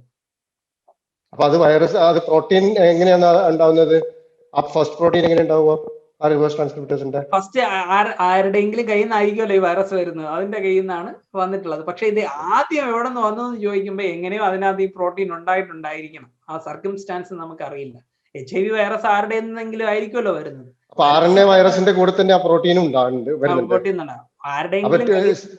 അപ്പൊ റിട്രോ വൈറസ് വിത്ത് 2 സിംഗിൾ സ്ട്രാൻഡഡ് RNA എന്ന് പറയുമ്പോൾ അത് RNA മാത്രമല്ല, അതിന്റെ കൂടെ പ്രോട്ടീനും ഉണ്ടാവും. 3 പ്രോട്ടീനുകളും ഉണ്ട്. അതാണ് പ്രോട്ടീസും ഇന്റഗ്രേസും റിവേഴ്സ് ട്രാൻസ്ക്രിപ്റ്റേഴ്സും. അടുത്ത വേറെ എന്തെങ്കിലും ചോദ്യം? ഈ ചിമ്പാൻസിയിൽ നിന്ന് മനുഷ്യനിലേക്ക് പകർന്നു എന്ന് പറയുന്നുണ്ടല്ലോ, അതെങ്ങനെയായിരിക്കും പകർന്നിട്ടുണ്ടാവുക? എന്തെങ്കിലും ഒരു ക്ലൂ ഉണ്ടോ? അതിന് ബേസിക് ആയിട്ടുള്ള ഒരു കാരണമായിട്ട് പറയുന്നത്, ഇപ്പൊ ചിമ്പാൻസി ആഫ്രിക്കയിലുള്ള ഒരു പ്രധാനപ്പെട്ട ഒരു പ്രശ്നം അറിയാലോ, നമുക്ക് എല്ലാവർക്കും അറിയാന്നുള്ള പ്രധാനം, അവിടെ ഭക്ഷണം ഇല്ല. ഭക്ഷണം ഇല്ലാത്ത ഒരു നാടാണ് ആഫ്രിക്ക എന്ന് പറയുന്നത്. കാട്ടിലാണെങ്കിലും ഇത് തന്നെയാണ് സ്ഥിതി. അപ്പോ അവിടെ ഏറ്റവും കൂടുതലുള്ള ഒരു പ്രശ്നം എന്ന് പറഞ്ഞാൽ ബുഷ് മീറ്റ് കഴിക്കുക. ബുഷ് മീറ്റ് എന്ന് പറഞ്ഞാൽ ഡൊമസ്റ്റിക്കേറ്റഡ് അല്ലാത്ത ആനിമൽസിന്റെ മീറ്റ് കൺസ്യൂം ചെയ്യുന്നതിനെയാണ് ബുഷ് മീറ്റ് എന്ന് വിളിക്കുക. അപ്പോൾ വാവെല്ലാം കഴിക്കാറുണ്ട് അവിടെ. അത് മാത്രമല്ല അവിടെ ചിമ്പാൻസിയുടെ ഇറച്ചി കഴിക്കാറുണ്ട്. അപ്പൊ ചിമ്പാൻസിനെയൊക്കെ ഹണ്ട് ചെയ്യാറുണ്ട്. ഈ ഹണ്ട് ചെയ്യുന്ന വഴി എങ്ങനെയെങ്കിലും മനുഷ്യന് എക്സ്പോഷർ ഉണ്ടായിട്ടുണ്ടായിരിക്കാം. അത് ചിമ്പാൻസിയുടെ കാര്യം. രണ്ടാമത്തെ സൂട്ടി മാംഗബയുടെ കാര്യം വെച്ചാൽ അതൊരു ശല്യമാണ്, അതൊരു അഗ്രികൾച്ചറൽ പെസ്റ്റ് ആണ് ഈ ജീവി. അതിനെ മനുഷ്യന്റെ കൈ കിട്ടിക്കഴിഞ്ഞാൽ അവർ ശരിയാക്കും. അങ്ങനെ ആയിരിക്കാം സൂട്ടി മാംഗബയുടെ വൈറസിന്റെ ഒരു എക്സ്പോഷർ ഉണ്ടായിട്ടുള്ളത്. പ്രധാനപ്പെട്ട കാരണം എന്ന് പറഞ്ഞാൽ ബുഷ് മീറ്റ് ആണ്. ഇപ്പൊ ഇബോള വരാനുള്ള കാരണം എന്തായിരുന്നു? ബുഷ് മീറ്റ് ആണ്. അവരവിടെ വാവലിനെ കഴിക്കാറുണ്ട്, ഈ ചിമ്പാൻസിയെ കഴിക്കാറുണ്ട്. എന്തിനെ കിട്ടിയാലും അവർ കഴിക്കും, കാരണം അവിടെ ഭക്ഷണമൊന്നും ഇല്ലാത്ത നാടാണ്. Does pets of HIV patient carry this virus by any means, or only DNA similar to human carry this virus? HIV carry ചെയ്യാൻ വേണ്ടിയിട്ട് സാധാ പെറ്റ്സിനൊന്നും വരില്ല. പക്ഷെ പെറ്റ്സിന് ഇതുപോലത്തെ മനുഷ്യന് HIV പോലത്തെ രോഗങ്ങളുണ്ട്. ഇപ്പൊ പൂച്ചയ്ക്ക് വരാറുണ്ട്. അതിന് ആ രോഗത്തിന് കാരണമായിട്ടുള്ള വൈറസിന് FIV എന്നാ പറയാം, ഫെലൈൻ ഇമ്മ്യൂണോ ഡെഫിഷ്യൻസി വൈറസ്. കുതിരയ്ക്ക് വരാറുണ്ട് ഇക്വൈൻ ഇമ്മ്യൂണോ ഡെഫിഷ്യൻസി വൈറസ്. അപ്പോ ഈ കാണുന്ന ജീവികൾക്കെല്ലാം മനുഷ്യന് എയ്ഡ്സ് വരുന്നത് പോലെ എയ്ഡ്സ് വരുന്ന ചില വൈറസുകളുണ്ട്. പക്ഷെ HIV അവരിൽ പോയി അവർക്ക് ആ രോഗം വരത്തില്ല. അതുകൊണ്ടാണ് ഈ സൂട്ടി മാങ്കബൈയുടെ കാര്യം ഞാൻ പറഞ്ഞില്ലേ, അത് പ്രൈമേറ്റ് ആണെങ്കിൽ പോലും മനുഷ്യനുമായിട്ട് ഒരുപാട് എവല്യൂഷണറി ഡിസ്റ്റൻസ് ഉള്ളത് കൊണ്ടാണ് അത് അത്ര അങ്ങോട്ട് പെർഫെക്റ്റ് ആവാത്തത്. പക്ഷെ ചിമ്പാൻസിയിൽ ഉണ്ടായതിന് SIV അല്ലേ, അത് മ്യൂട്ടേറ്റ് ചെയ്തിട്ടല്ലേ HIV മാറി വന്ന് മനുഷ്യരിലേക്ക് വന്നതല്ല? SIV തന്നെ, എല്ലാ SIV അല്ല, എല്ലാം ഏതാണ്ട് 40-ലധികം SIV-കളുണ്ട്. പലതരത്തിലുള്ള SIV ആണ്. എല്ലാത്തിനെയും കൂടെ നമ്മൾ SIV എന്ന് വിളിക്കുന്നേ ഉള്ളൂ. ഞാൻ നേരത്തെ പറഞ്ഞില്ലേ, HIV എന്ന് വിളിക്കുന്നത് പോലെ SIV എന്ന് വിളിക്കുന്നു. എല്ലാം പല തരത്തിലുള്ള വൈറസുകളാണ്. ഒരു ചോദ്യം ചോദിച്ചോട്ടെ, ഈ ഫെലോവാക്സ് എന്ന് പറഞ്ഞൊരു വാക്സിനേഷൻ ഇപ്പൊ ഇറങ്ങിയിട്ടുണ്ട്, അത് ലാസ്റ്റ് ഇയർ അത് ഫിലൈൻ HIV വേണ്ടി കൊടുക്കുന്ന ഒരെണ്ണമാണ്. അത് ഇറ്റ്സ് ക്വൈറ്റ് എക്സ്പെൻസീവ്. അത് ഇഫക്റ്റീവ് ആണോ? അത് കമേഴ്ഷ്യലി ഇറ്റ്സ് അവൈലബിൾ. അത്ര പോപ്പുലർ അല്ല. It is not recommended by the government. പക്ഷെ അതിനെ പറ്റി ഒന്നും ആരും ഇങ്ങനെ പറഞ്ഞു കേട്ടിട്ടില്ല. അത് വളരെ എന്താ പറയാ, ഇൻസിഡൻസ് ഉള്ള ഒരു രോഗമാണോ? പൂച്ചയ്ക്ക് ഇങ്ങനെ സാധാരണ വരാറുണ്ടോ? ഇങ്ങനെ അങ്ങനെ കേട്ടിട്ടില്ല. വെറ്റ്സ് ഒന്നും അതിനെപ്പറ്റി ഇങ്ങനെ പറഞ്ഞതായിട്ട് ഇവിടെ ഒന്നും അറിവില്ല. ബിക്കോസ് ഏറ്റവും കോമൺ ആയിട്ടുള്ളത് മറ്റേ എന്താ പറയാ, forgot the name. There is two vaccines, rabiesum വേറൊരെണ്ണം കൂടി ഉണ്ട്, ടാക്സോപ്ലാസ്മോസിസ് അങ്ങനെ എന്താണ്ട്. പിന്നെ ചിലപ്പോ നാച്ചുറൽ പോപ്പുലേഷൻസിൽ ഒരുപാട് ഉണ്ടായിരിക്കാം, ബിഗ് കാറ്റ്സിലും മറ്റേ വൈൽഡ് കാറ്റ്സിലും ഒക്കെ വൈൽഡ് കാറ്റ്സില്. പക്ഷെ ഈ വൈൽഡ് കാറ്റ്സിൽ, ഈ വലിയ ലാർജ് കാറ്റ്സിന് കൊടുക്കുന്നതിൽ വാക്സിനേഷന്റെ അതിൽ പോലും ഇത് വന്നിട്ടില്ല, ഈ ഫെലോവാക്സ് വന്നിട്ടില്ല. UAE-യിലുള്ള സൂസിലോ സാന്റിയാഗോ സൂവിലൊന്നും ഫെലോവാക്സ് കൊടുക്കുന്നതായിട്ട് വന്നിട്ടില്ല. ഈ വാക്സിൻ പ്രവർത്തിക്കുന്നത് സാധാരണ വാക്സിൻ പ്രവർത്തിക്കുന്ന പോലെ തന്നെയാണോ, അല്ല ഇതിന് HIV-ക്കുള്ള വാക്സിൻ? HIV ഒന്ന് സാധാരണ വാക്സിൻ പ്രവർത്തിക്കുന്നത് പോലെ തന്നെയാണ്, ന്യൂട്രലൈസിങ് ആന്റിബോഡീസ് ഒക്കെ ഉണ്ടാക്കുന്ന തരത്തിലുള്ള വാക്സിൻ തന്നെയാണ് HIV-ക്ക് ഉള്ളത്. പക്ഷെ HIV-യിൽ കുറച്ചും കൂടെ പുതിയ ടെക്നോളജീസ് ആണ് യൂസ് ചെയ്യുന്നത്. അതിന് മെയിൻ റീസൺ എന്ന് പറയുന്നത് HIV പാർട്ടിക്കിൾസ് ഒന്നും അതിനകത്ത് ഇടാൻ പറ്റില്ല. കാരണം അതൊരു സേഫ്റ്റി റീസൺ ആണല്ലോ. ഈ സംഭവം വന്നു കഴിഞ്ഞാൽ പോവില്ലല്ലോ. പിന്നെ നമ്മുടെ ക്വാളിറ്റി ഓഫ് ലൈഫ് ഭയങ്കരമായിട്ട് അഫക്റ്റ് ചെയ്യുന്ന ഒരു രോഗമാണ്. ഒരുപാട് ലൈഫിലെ പല കാര്യങ്ങളിലും കോംപ്രമൈസ് ചെയ്യേണ്ടി വരും. അതുകൂടാതെ സ്റ്റിഗ്മ ഉണ്ട് പബ്ലിക്കിൽ നിന്ന്. അപ്പോൾ വലിയൊരു സേഫ്റ്റി ഇഷ്യൂ ഉള്ള, കൊറോണയുടെ സേഫ്റ്റി മാതിരിയുള്ള സേഫ്റ്റി അല്ല HIV-യുടെ. അപ്പോ കൊറോണയുടെ സ്പൈക്ക് പ്രോട്ടീന്റെ mRNA ഒക്കെ ഉള്ള വാക്സിനുകളൊക്കെ ഉണ്ടായിരുന്നുണ്ടെങ്കിൽ, പക്ഷെ HIV-യിൽ അങ്ങനെയൊന്നും അല്ല. ഞാൻ വായിച്ചതിൽ നിന്ന് എനിക്ക് മനസ്സിലായത് ഇംബക്കോഡോയിൽ HIV-യിൽ നിന്ന് യാതൊരു സാധനങ്ങളും ഉപയോഗിക്കുന്നില്ല. But still it stimulates the immune system. And immune സിസ്റ്റത്തിനെ സ്റ്റിമുലേറ്റ് ചെയ്തുകൊണ്ട് ഇമ്മ്യൂൺ സിസ്റ്റത്തിനെ തെറ്റിദ്ധരിപ്പിക്കുകയാണ് HIV വരികയാണ് എന്നുള്ളത്. അപ്പൊ പലതരത്തിലുള്ള പുതിയ ടെക്നോളജി ഉപയോഗിച്ചുകൊണ്ടാണ് HIV-യുടെ കാര്യങ്ങൾ ചെയ്യുന്നത്. ഇപ്പൊ ഈ പുതിയ കൊറോണ വാക്സിൻ ഇറങ്ങിയത്, ഈ പുതിയ വേരിയന്റിന് അത് എഫക്റ്റീവ് ആണോ? അറിയത്തില്ല. ചിലപ്പോൾ എഫക്റ്റീവ് ആയിരിക്കാം, ചില ആൾക്കാർക്ക് എഫക്റ്റീവ് ആയിരിക്കാം, ചില ആൾക്കാർക്ക് എഫക്റ്റീവ് അല്ലായിരിക്കാം. അത് നമുക്ക് അങ്ങനെ പറയാൻ വേണ്ടിയിട്ട് പറ്റത്തില്ല. ചിലപ്പോൾ ചില ആൾക്കാർക്ക് ക്രോസ് റിയാക്ടിവിറ്റി എന്ന് പറയുന്ന ഒരു ഫിനോമിനൻ കാരണം എഫക്റ്റീവ് ആവും, ചില ആൾക്കാർക്ക് എഫക്റ്റീവ് ആവില്ല. ഇപ്പൊ ഇറങ്ങിയിട്ടുള്ള സ്ട്രെയിൻ ഒരു വലിയൊരു ഇഷ്യൂ ഉള്ള ഒരു സ്ട്രെയിൻ ഒന്നും അല്ല. അത്ര വേരിയേഷൻ ഒന്നും ഉണ്ടാവാൻ വേണ്ടിയിട്ടുള്ള ഒരു സമയം ഉണ്ടായിട്ടില്ല. HIV പോലത്തെ ഒരു വൈറസ് അല്ല കൊറോണ. പെട്ടെന്ന് റെപ്ലിക്കേറ്റ് ചെയ്യുന്ന, പെട്ടെന്ന് മ്യൂട്ടേഷൻ ഉണ്ടായി പോകുന്ന ഒരു സംഗതിയല്ല. അതുകൊണ്ട് തന്നെ ഒരുപാട് വേരിയേഷൻ ഒന്നും വന്നിട്ടില്ല. അതുകൊണ്ട് ഈ വാക്സിന്റെ റേഞ്ചിനകത്ത് നിൽക്കുന്ന ഒരു വേരിയന്റ് മാത്രമേ ഉള്ളൂ. അത് രണ്ടും ഈ സൈനോഫാമും മറ്റേ mRNA വാക്സിനും രണ്ടും ഇതിനെ പ്രതിരോധിക്കോ പുതിയ വേരിയന്റിന്? അതോ പുതിയ വേരിയന്റ് ഒക്കെ ആ പഴയ വാക്സിന്റെ റേഞ്ചിനകത്ത് വരുന്നത് തന്നെയാണെന്നാണ് മനസ്സിലാക്കിയിട്ടുള്ളത്. കാരണം അത്ര വലിയൊരു വേരിയേഷൻ വന്നിട്ടില്ല. ഇപ്പോഴും അതിനെ വേരിയന്റ് എന്നാണ് വിളിക്കുന്നതെന്നാണ് ഞാൻ മനസ്സിലാക്കുന്നത്. സ്ട്രെയിൻ എന്ന് പലയിടത്തും കാണുന്നുണ്ട്, പക്ഷെ സ്ട്രെയിൻ ആണ് എന്ന് വിളിക്കാൻ വേണ്ടിയിട്ട് കുറെ മാനദണ്ഡങ്ങളൊക്കെ ഉണ്ട്. അല്ല, വെറുതെ ഒരു സാധനം വരുമ്പോൾ അതിനെ സ്ട്രെയിൻ എന്ന് വിളിക്കുകയല്ല ചെയ്യുന്നത്. നമ്മൾ ഈ ആണുങ്ങൾ ബാർബർ ഷോപ്പിൽ പോകുമ്പോൾ ഈ റേസർ ബ്ലേഡ് യൂസ് ചെയ്യും. അത് ഒരാൾക്ക് മുറിവുണ്ടായിരിക്കാം, അങ്ങനെ അത് വേറൊരാൾക്ക് യൂസ് ചെയ്യുകയാണെങ്കിൽ, അല്ലെങ്കിൽ ഇപ്പൊ ട്രിമ്മർ ആണെങ്കിൽ പോലും അത് കഴുകാനുള്ള ഒരു അവസരം മിക്കവാറും കാണത്തില്ല. ഒരാൾ വന്നു കഴിഞ്ഞ് വേറൊരാൾ അടുത്ത് വരുമ്പോഴത്തേക്ക് അങ്ങനെ എന്തെങ്കിലും ഇത് ട്രാൻസ്മിറ്റ് ചെയ്യാമെന്ന് എനിക്ക് ഡൗട്ട് ഉണ്ട്. അത് ശരിയാണോ എന്നറിയില്ല, ചോദിച്ചതേ ഉള്ളൂ. അങ്ങനെ ട്രാൻസ്ഫെക്ട് ചെയ്യാൻ തിയറട്ടിക്കലി പോസിബിൾ ആണോ എന്ന് ചോദിച്ചു കഴിഞ്ഞാൽ തിയറട്ടിക്കലി പോസിബിൾ ആണ്. പക്ഷെ HIV അങ്ങനെ ഇൻഫെക്ഷൻ വരണമെന്നുണ്ടെങ്കിൽ ഒരുപാട് സാഹചര്യങ്ങൾ അല്ലെങ്കിൽ ഒരുപാട് കാര്യങ്ങൾ അവിടെ പോസിബിൾ ആയിട്ട് വരണം. ഒന്ന്, ആ HIV പേഷ്യന്റിന്റെ വൈറൽ ലോഡ് എന്ന് പറയുന്നത് മറ്റൊരാളുടെ ഇൻഫെക്ഷൻ ഉണ്ടാക്കാൻ വേണ്ടിയിട്ടുള്ളത് അത്രയും കൂടുതലായിരിക്കണം. അത്രയും സിഗ്നിഫിക്കന്റ് ആയിട്ടുള്ള ഒരു വൈറൽ ലോഡ് ഉണ്ട് എന്നുണ്ടെങ്കിൽ മാത്രമേ ഇൻഫെക്ഷൻ അതിനെ ഇനിഷ്യേറ്റ് ചെയ്യാൻ വേണ്ടിയിട്ട് പറ്റുള്ളൂ. പിന്നെ വൈറൽ ലോഡ് ഉദ്ദേശിക്കുന്നത് വൈറൽ ലോഡ് എന്ന് പറഞ്ഞു കഴിഞ്ഞാൽ അയാളുടെ ബ്ലഡ് സ്ട്രീമിൽ 1 ml എടുത്തു കഴിഞ്ഞാൽ, അല്ലെങ്കിൽ ഒരു പർട്ടിക്കുലർ എമൗണ്ട് ഓഫ് ബ്ലഡ് എടുത്തു കഴിഞ്ഞാൽ അതിൽ എത്രമാത്രം വൈറസ് ഉണ്ടോ അതിനെയാണ് വൈറൽ ലോഡ് എന്ന് പറയുന്നത്. അപ്പൊ വൈറൽ ലോഡ് കൂടുതലാണെങ്കിൽ മാത്രമേ ആ വ്യക്തിക്ക് മറ്റൊരാളിൽ ഇൻഫെക്ഷൻ ഇനിഷ്യേറ്റ് ചെയ്യാൻ പറ്റുള്ളൂ. If we killed a mosquito which bite a HIV patient and the blood came in contact with our body, do we have a risk? നല്ലൊരു ക്വസ്റ്റ്യൻ ആണ്. നമുക്ക് അങ്ങനെ ഒരു റിസ്ക് ഉണ്ടാവുമോ എന്ന് ചോദിച്ചാൽ ഇല്ല. ഈ മസ്കിറ്റോ വഴി HIV പകരാറില്ല. അതെന്തുകൊണ്ടാണ് എന്ന് ചോദിച്ചു കഴിഞ്ഞാൽ 1-2 കാര്യങ്ങളുണ്ട്.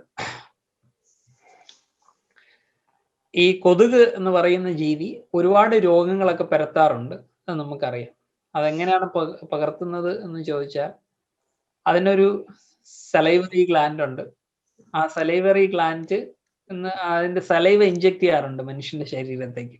അങ്ങനെയാണ് അത് മനുഷ്യന്റെ ശരീരത്തിലേക്ക് വന്നിട്ട് ചില പാരസൈറ്റുകൾ, ഉദാഹരണത്തിന് മലേറിയയുടെ പാരസൈറ്റ്, അങ്ങനെ വേറെ ഒരുപാട്, ഇപ്പൊ ഡെങ്കു ഫീവർ, അത് പാരസൈറ്റ് അല്ല, അതൊരു വൈറസ് ആണ്.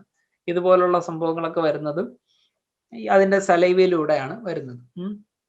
അപ്പൊ സലൈവയിൽ അത് വരണമെന്നുണ്ടെങ്കിൽ ഈ കൊതുകിനകത്ത് അതിനെ റെപ്ലിക്കേറ്റ് ചെയ്യാൻ വേണ്ടിയിട്ട് പറ്റണം. എന്താണോ പാരസൈറ്റ് അതിനെ റെപ്ലിക്കേറ്റ് ചെയ്യാൻ വേണ്ടിയിട്ട് പറ്റണം. അപ്പൊ കൊതുകിനകത്ത് അങ്ങനെ റെപ്ലിക്കേറ്റ് ചെയ്യാൻ പറ്റുന്നത് അത്ര നിസ്സാരമായിട്ടുള്ള ഒരു കാര്യമല്ല.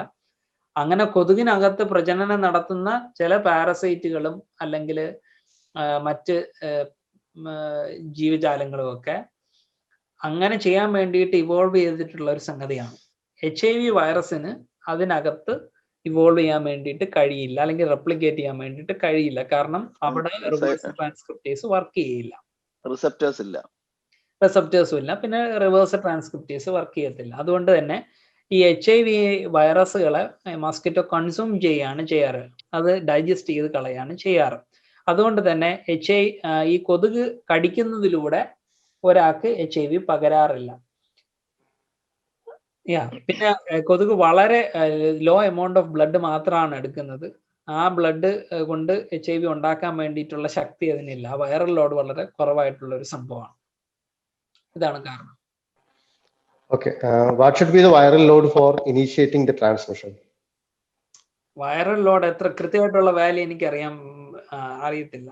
അത് ഈ പീക്ക് ടൈമുകളിൽ ഇപ്പൊ 10⁻⁹ ഒക്കെ ഞാൻ പറഞ്ഞ അക്യൂട്ട് ഫേസിൽ 10⁻⁶, 10⁻⁷ ഒക്കെ വരും എന്ന് പറഞ്ഞായിരുന്നല്ലോ. അത് നല്ല ഹെവി വൈറൽ ലോഡാണ്, അതിന് ഇനിഷ്യേറ്റ് ചെയ്യാൻ വേണ്ടിയിട്ട് പറ്റും.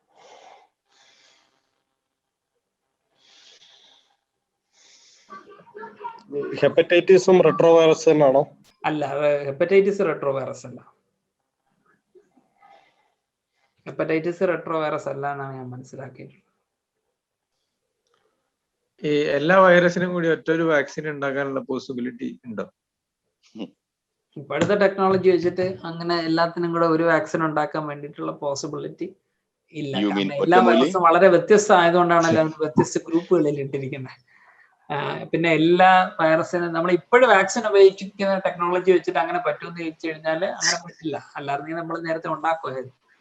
കാരണം ഓരോന്നിന്റെയും സ്പൈക്ക് പ്രോട്ടീനുകളും എൻവലപ്പ് പ്രോട്ടീനുകളും ഒക്കെ ഭയങ്കര ഡിഫറെന്റ് ആണ്. പിന്നെ ഈ ആന്റിബോഡി എന്ന് പറഞ്ഞാൽ ഭയങ്കര സ്പെസിഫിക് ആയിട്ടുള്ള ഒരു സംഭവം കൂടിയാണ്. ഏതെങ്കിലും ഒന്നിനെ സ്പെസിഫിക് ആയിട്ട് പോയി അറ്റാച്ച് ചെയ്യുകയാണ് അത് ചെയ്യുന്നത്. അപ്പോൾ എല്ലാവരും ഒരുപോലെ അല്ലല്ലോ ഇരിക്കുന്നത്. എല്ലാവരും ഒരുപോലെ ആയിരുന്നു എന്നുണ്ടെങ്കിൽ പറ്റിയാണ്, പക്ഷെ എല്ലാവരും ഒരുപോലെ അല്ല. HIV വൈറസിന്റെ ഫൈലോജനറ്റിക് ഹിസ്റ്ററി നോക്കിക്കഴിഞ്ഞാൽ ഏതൊക്കെ ഭാഗങ്ങളിലാണ് കൂടുതൽ വേരിയേഷൻ വരുന്നത് സീക്വൻസിൽ നിന്ന് മനസ്സിലാക്കുകയും വേരിയേഷൻ തീരെ കുറവുള്ള പാർട്ട് ഏതാണെന്ന് മനസ്സിലാക്കിയിട്ട് ആ പാർട്ടിന് സ്പെസിഫിക് ആയിട്ടുള്ള വാക്സിൻ ഉണ്ടാക്കാൻ പറ്റില്ലേ? അങ്ങനെ പറ്റില്ലെന്ന് ചോദിച്ചു കഴിഞ്ഞാല് അതിന്റെ എൻവലപ്പ് പ്രോട്ടീൻസുകളുടെയാണ്. ഇപ്പൊ HIV ഭാഗങ്ങൾ നോക്കിക്കഴിഞ്ഞാൽ അതിനകത്ത് കുറെ DNA മറ്റു കാര്യങ്ങളുണ്ട്. അതിനെ നമുക്ക് ടാർഗറ്റ് ചെയ്യാൻ പറ്റില്ല. പുറത്തുള്ള സംഭവങ്ങളിൽ മാത്രമേ ടാർഗറ്റ് ചെയ്യാൻ വേണ്ടിയിട്ട് പറ്റുള്ളൂ. അപ്പൊ HIV സ്ട്രക്ചർ കാരണം ചില ഈ ന്യൂട്രലൈസിങ് ആന്റിബോഡീസിനൊന്നും പ്രോപ്പർ ആയിട്ട് അതിന്റെ പുറത്ത് കുറച്ച് ഗ്ലൈക്കോസൈലേഷൻ ഉണ്ട്. അതുകൊണ്ട് തന്നെ ഈ എൻവലപ്സിനെ വന്നിട്ട് എങ്ങനെ അതിനെ പിടിക്കാൻ വേണ്ടിയിട്ട് പറ്റത്തില്ല. മനസ്സിലായോ? ഇതിന്റെ എൻവലപ്പ് പ്രോട്ടീൻസിനെ ഈ ന്യൂട്രലൈസിങ് ആന്റിബോഡീസിന് പ്രോപ്പർ ആയിട്ട് ബൈൻഡ് ചെയ്യാൻ പറ്റത്തില്ല. അതിന് ചില പ്രത്യേകതകൾ ഉള്ളതുകൊണ്ട്.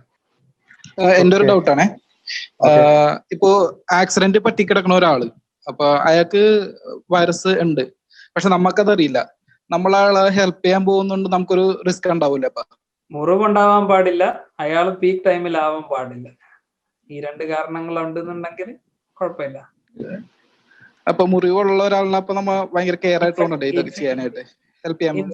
മുറിവുള്ള ആള് മാറി നിൽക്കുന്നതാണ് നല്ലത്. വേറെ ഒരുപാട് ആൾക്കാർ അവിടെ ഉണ്ടല്ലോ. മുറിവുള്ള ആളിന് തന്നെ എടുക്കണമെന്ന് നിർബന്ധം എന്താ? മുറിവുള്ള ആൾ എടുത്തു കഴിഞ്ഞു കഴിഞ്ഞാൽ പണി കിട്ടും. അതാണ് പ്രശ്നം. ഈ ഫ്ലൂയിഡ് കോണ്ടാക്റ്റിൽ എത്ര പെർസെന്റേജ് നമുക്ക് ഇൻഫെക്ഷൻ ഉണ്ടാവാനുള്ള സാധ്യത ഉണ്ടായിരിക്കും? Depends upon the viral load. Viral load വളരെ കൂടുതലാണെന്നുണ്ടെങ്കിൽ ഫ്ലൂയിഡ് കോണ്ടാക്ട് തന്നെ മ്യൂക്കോസൽ മെംബ്രെയിൻ വഴിയാണെങ്കിൽ അതിന് പെട്ടെന്ന് കയറി പോകാൻ പറ്റും. അല്ലെങ്കിൽ ബ്ലഡുമായിട്ട് ഡയറക്റ്റ് കോണ്ടാക്ട് ഒക്കെ വരണം. അല്ലെങ്കിൽ ബോഡിയിൽ എന്തോ സ്ക്രാച്ചോ ഇഞ്ചുറീസ് ഒക്കെ ഉണ്ടെന്നുണ്ടെങ്കിൽ പെട്ടെന്ന് കയറി പോകാൻ വേണ്ടിയിട്ട് പറ്റും. വൈറസിന്റെ സ്ട്രെയിനും വേരിയന്റും തമ്മിലുള്ള വ്യത്യാസം ഒന്ന് പറയാം. സ്ട്രെയിനും വേരിയന്റും അത് എന്തോ മാത്തമാറ്റിക്കൽ ആയിട്ടുള്ള ഡെഫിനേഷൻ ആയിട്ടാണ് സാധാരണ പറയാറ്. ഈ വൈറസ് ഒക്കെ ഒരു പ്രത്യേക തരത്തിലുള്ള ഒരു ഡെഫിനേഷനാണ്. സ്ട്രെയിൻ എന്ന് പറയുന്നത് കുറച്ചും കൂടെ അകന്ന, ഇവല്യൂഷണറി അകന്ന ഒരു സംഭവം. വേരിയന്റ് എന്ന് പറയുന്നത് ആണെങ്കിൽ അത്ര അകൽച്ച ഇല്ലാത്ത ഒരു സംഗതിയാണ് വേണമെങ്കിൽ പറയാവുന്ന ഒരു സംഭവമാണ്. കൂടുതലൊരു മാത്തമാറ്റിക്കൽ കൺസ്ട്രക്റ്റ് ആണ്. ആ RNA-യുടെ കൺസ്ട്രക്ഷനിൽ വരുന്ന ഡിഫറൻസിന്റെ ഒരു സ്റ്റാറ്റിസ്റ്റിക്കൽ എന്താ പറയാ പെർസെൻറ്റേജ് വെച്ചിട്ടാണ് അങ്ങനെ പറയുന്നത്. അതിപ്പം ഈ നമ്മുടെ ഹൈബ്രിഡ്സിനെയും സ്പീഷീസിനെയും എങ്ങനെ തിരിക്കുന്നു എന്ന് ചോദിക്കുന്ന പോലെയാണ്. എങ്ങനെയാണ് ഒരു സാധനത്തിന് അതൊരു ഹൈബ്രിഡ് ആണെന്ന് പറയുന്നത്, അതൊരു സ്പീഷീസ് ആയി മാറിയെന്ന് തീരുമാനിക്കുന്നത്? If you look at the genome, അതിൻ്റെ അകത്ത് എന്തുമാത്രം വേരിയേഷൻസ് ഉണ്ട്, എത്രമാത്രം ഡിഫറെന്റ് ആണെന്ന് അനുസരിച്ച് അതിന്റെ മാപ്പിംഗ് ഒക്കെ ചെയ്യുമ്പോഴേ അത് അറിയാൻ പറ്റുള്ളൂ.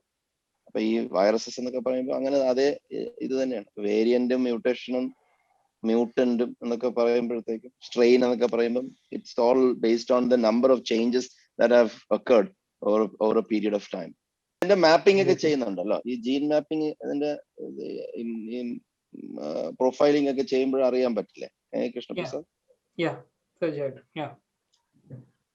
അതുകൊണ്ട് പുതിയ പുതിയ സ്ട്രെയിനുകൾ ഇങ്ങനെ കണ്ടുപിടിച്ചുകൊണ്ടേ ഇരിക്കുകയാണ്.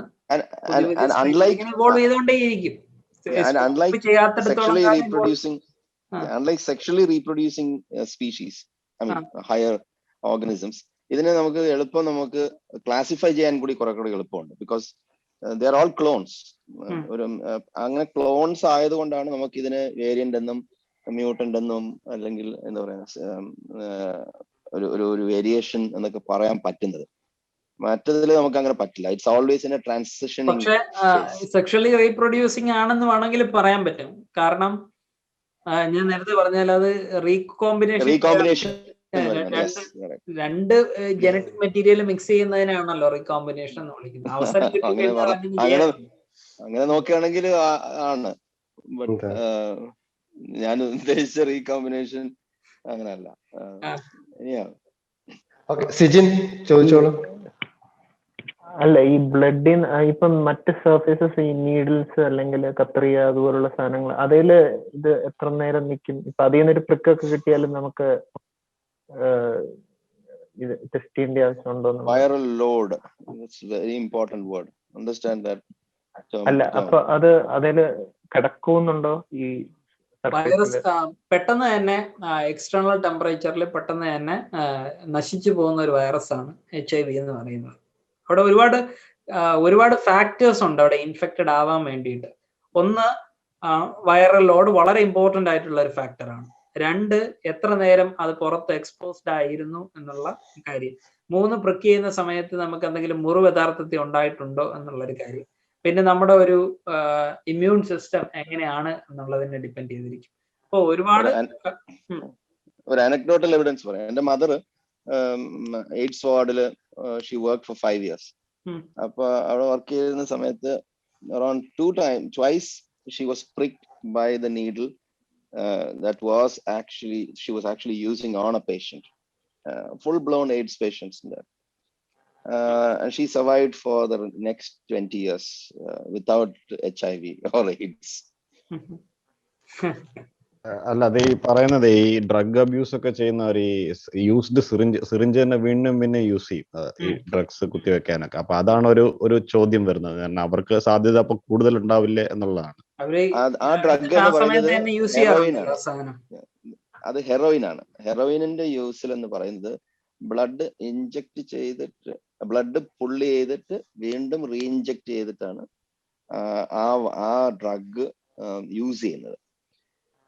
അല്ലാതെ ഇപ്പൊ പെത്തഡിൻ പോലത്തെ there are other drugs that you don't need to do that. You don't mix with the substance, so the blood gets back into the syringe. അങ്ങനെ വരുമ്പോഴത്തേക്കും the possibility is higher. This is what I've read, but Krishna Prasad can add to it. അല്ല, ഇതാണ് അതിന്റെ ഒരു കാരണം. അപ്പം needles അല്ല അവിടെ വരുന്നത്, സിറിഞ്ചാണ് അവിടെ ഇൻഫെക്ട് ചെയ്യുന്നത്, നീഡിലല്ല.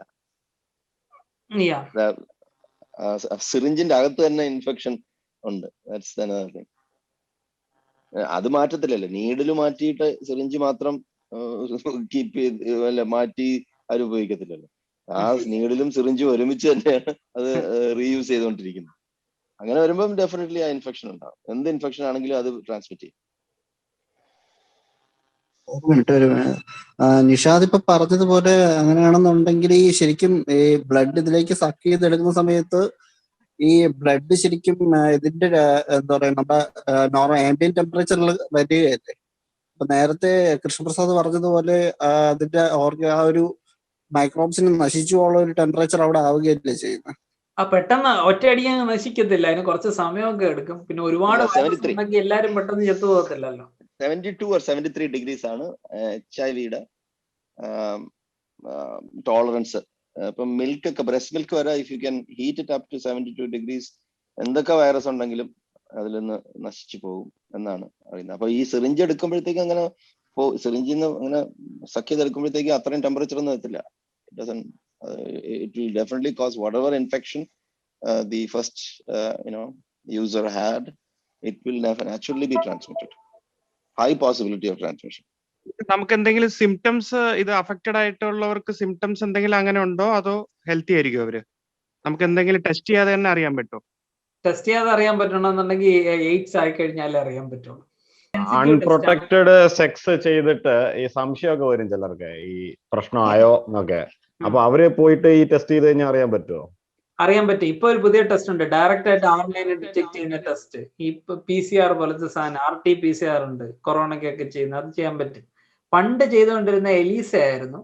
എലീസയൊക്കെ ചെയ്തുകൊണ്ടിരുന്നത് യഥാർത്ഥത്തില് ആന്റിബോഡീസിനെ ഡിറ്റക്ട് ചെയ്യാണ്. ഈ ആന്റിബോഡീസിനെ ഡിറ്റക്ട് ചെയ്യാൻ വേണ്ടിയിട്ട് ഒരു പർട്ടിക്കുലർ ടൈം വേണം ആന്റിബോഡീസ് ഫോം ചെയ്ത് വരാൻ വേണ്ടിയിട്ട്. അപ്പോൾ കുറഞ്ഞത് ഒരു 3 മാസമെങ്കിലും കഴിഞ്ഞതിന് ശേഷം, എക്സ്പോഷർ ഉണ്ടായ 3 മാസമെങ്കിലും കഴിഞ്ഞതിന് ശേഷം ടെസ്റ്റ് ചെയ്യാൻ പറ്റുള്ളായിരുന്നു. പക്ഷെ ഇപ്പോൾ ചെറിയ വൈറൽ ലോഡിൽ നിന്ന് പോലും അതിനെ RT-PCR വെച്ചിട്ട് ആംപ്ലിഫൈ ചെയ്തെടുക്കുകയാണ് ചെയ്യുന്നത്. അപ്പോൾ ഇപ്പൊ വളരെ പെട്ടെന്ന് തന്നെ ചെയ്യാൻ പറ്റും. പിന്നെ ഇതിനകത്ത് ഒരുപാട് മിസ്റ്റേക്ക് ഒക്കെ വരുന്ന ഒരു സാധനമായിരുന്നു ഈ എലീസ ഉണ്ടല്ലോ, എൻസൈം ലിങ്ക്ഡ് ഇമ്മ്യൂണോസോർബറ്റസ്. അപ്പോ പെട്ടെന്ന് ഫോൾസ് പോസിറ്റീവ് ഒക്കെ വരുന്ന ഒരു സംഭവമാണ്. ഇതിന്റെ HIV ഒക്കെ ടെസ്റ്റ് ചെയ്യാൻ പോയി ഫോൾസ് പോസിറ്റീവ് ഒക്കെ വന്നു കഴിഞ്ഞാൽ ആൾക്കാർ അപ്പോഴും ഹാർട്ട് അറ്റാക്ക് വന്ന് തീരും. ജോലി പോയ ഒരുപാട് പേരുണ്ട്. അപ്പൊ ഞാൻ കോളേജിൽ പഠിച്ച ഈ മൈക്രോബയോളജി പഠിച്ചിരുന്ന തന്നെ ആ സാർ ഒരു കഥ പറഞ്ഞു. പുള്ളി വർക്ക് ചെയ്തിരുന്ന സമയത്ത് പുള്ളി പഠിച്ചിരുന്ന സമയത്ത് അദ്ദേഹത്തിന്റെ ഒരു സുഹൃത്തുണ്ടായിരുന്നു. പുള്ളി തീസിസ് ചെയ്ത് എയിംസിലായിരുന്നു, All India Institute of Medical Science. അവിടെ ചെന്ന് ഇങ്ങനെ എലീസ കണ്ടത് ഉടനെ അവ എടുത്ത് അത് ടെസ്റ്റ് ചെയ്ത് നോക്കി അവന് HIV ഉണ്ടോ, അത് അവന് പോസിറ്റീവായിട്ട് കാണിച്ചു. അപ്പൊ തന്നെ പുള്ളിക്ക് ബ്ലഡ് പ്രഷറൊക്കെ കൂടി, പുള്ളി ഭയങ്കരമായിട്ട് പേടിച്ചു. അങ്ങനെ പുള്ളിയുടെ പ്രൊഫസർ വന്നിട്ടെങ്കിൽ നമുക്ക് വെസ്റ്റേൺ ബ്ലോട്ട് ചെയ്യാന്ന് പറഞ്ഞിട്ട് വെസ്റ്റേൺ ബ്ലോട്ട് ചെയ്തപ്പോൾ അതിനകത്ത് നെഗറ്റീവ് ആയി. അപ്പോഴേക്കും പുള്ളിക്ക് ആശ്വാസമായി.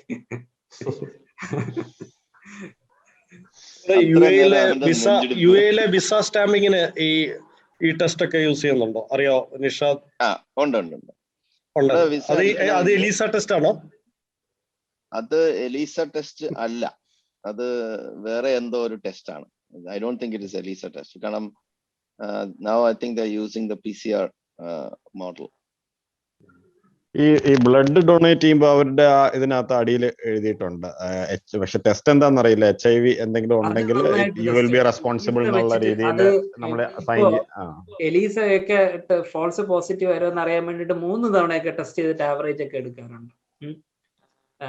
അപ്പൊ ബ്ലഡ് ട്രാൻസ്ഫ്യൂഷൻ സമയത്തൊക്കെ നന്നായിട്ട് ടെസ്റ്റ് ചെയ്യാറുണ്ട്, അല്ലെങ്കിൽ പണിയല്ലേ. RCCയിലൊക്കെ പോയി ബ്ലഡ് കൊടുക്കാൻ പോയി കഴിഞ്ഞാൽ ഫ്രീ ആയിട്ട് അവര് തന്നെ ടെസ്റ്റ് ചെയ്തിട്ട് അവിടെ റിസൾട്ട് ഇട്ടിരിക്കും. നമുക്ക് പോയി വേണമെങ്കിൽ പോയി നോക്കാം.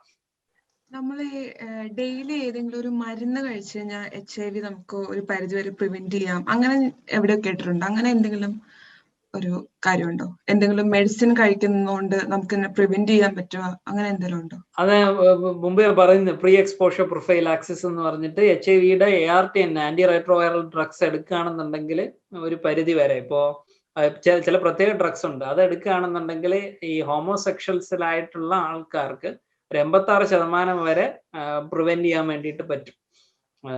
ART എടുക്കണം, എല്ലാ മെഡിസിൻസും എടുത്താലല്ല, ART തന്നെ എടുക്കണം. HIV-യുടെ ഒരു പ്രീ എക്സ്പോഷർ പ്രൊഫൈലാക്സിസ് ഉണ്ട്, അത് എടുക്കുകയാണെന്നുണ്ടെങ്കിൽ എക്സ്പോസ്ഡ് ആവാൻ സാധ്യത ഉള്ളവർക്ക് അതിൽ നിന്ന് രക്ഷപ്പെടാനുള്ള ഒരു നല്ലൊരു സാധ്യത കൂടിയാണ്. ശരിയായിട്ടുള്ള നേരത്തെ ഒരു ചോദ്യം ചോദിച്ചിരുന്നു, ഞാൻ കട്ടായിപ്പോയി. അതായത് ഈ എലീസ ടെസ്റ്റ് ആണ് UAE-ലും ഒമാനിലും ഈ GCC-ലും പലയിടത്തും ചെയ്യുന്നത്. ആദ്യം initially they will do that. അത് പോസിറ്റീവായി വന്നാൽ അവര് ഒരു വെസ്റ്റേൺ ബ്ലോഡ് ടെസ്റ്റും കൂടി ചെയ്യും. അങ്ങനെയാണ് അത് കൺഫേം ചെയ്യുന്നത്. Because that is a more I think probably more expensive test than the ELISA test. അതെ, മറ്റേ RT-PCR ഒക്കെ കുറച്ച് എക്സ്പെൻസീവ് ആയിട്ടുള്ള ടെസ്റ്റ്, വെസ്റ്റേൺ ബ്ലോട്ടും എക്സ്പെൻസീവ് ആയിട്ടുള്ള ആ ടെസ്റ്റ് രണ്ടാമത് ചെയ്യത്തുള്ളൂ. ഈ അഥവാ എന്തെങ്കിലും ഫോൾസ് പോസിറ്റീവ്സ് വന്നാലും മറ്റതിൽ കൺഫേംഡ് ആവും. അങ്ങനെ ആദ്യം ഈ 2 ടെസ്റ്റ് ഇല്ലായിരുന്നു, എലീസ ടെസ്റ്റ് മാത്രമേ ഉണ്ടായിരുന്നുള്ളൂ. അങ്ങനെ ഒരുപാട് പേർക്ക് വിസ ക്യാൻസൽ ചെയ്ത് പോവുകയും റിന്യൂവലിനില്ല, അല്ലാതെ ഈ ആദ്യം വിസ എടുക്കുമ്പോൾ അങ്ങനെയൊക്കെ പോയിട്ടുണ്ട്. അപ്പൊ അങ്ങനെയുള്ള ഇഷ്യൂസ് ഒന്നും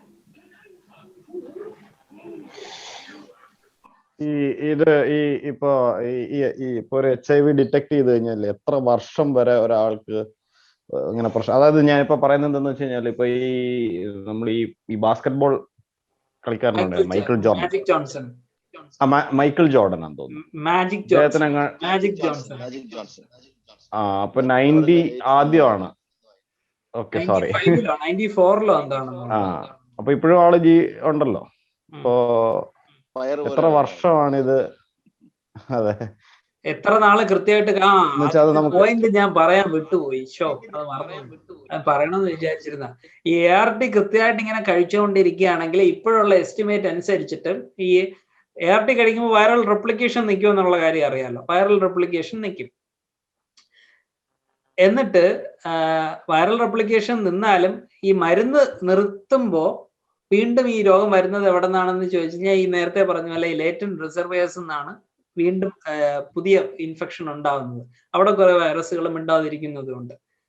അപ്പോൾ ART ഇങ്ങനെ എടുത്തുകൊണ്ടിരിക്കുകയാണെന്നുണ്ടെങ്കിൽ കുറെ ഡെക്കേഡ്സ് കൊണ്ട് ഇത് ഗ്രാജുവലി നാച്ചുറൽ റിസർവേഴ്സ് ഉള്ള സെല്ലുകളെല്ലാം നശിച്ചു പോകുന്നതോടുകൂടി ഒരു ക്യൂറിങ് എന്ന് പറയുന്ന ഒരു സ്റ്റേജിനകത്തേക്ക് എത്താൻ പറ്റും എന്നുള്ളത് ചില സിസ്റ്റംസ് ബയോളജി പേപ്പറുകളിലൊക്കെ ഇപ്പൊ വന്നിട്ടുണ്ട്.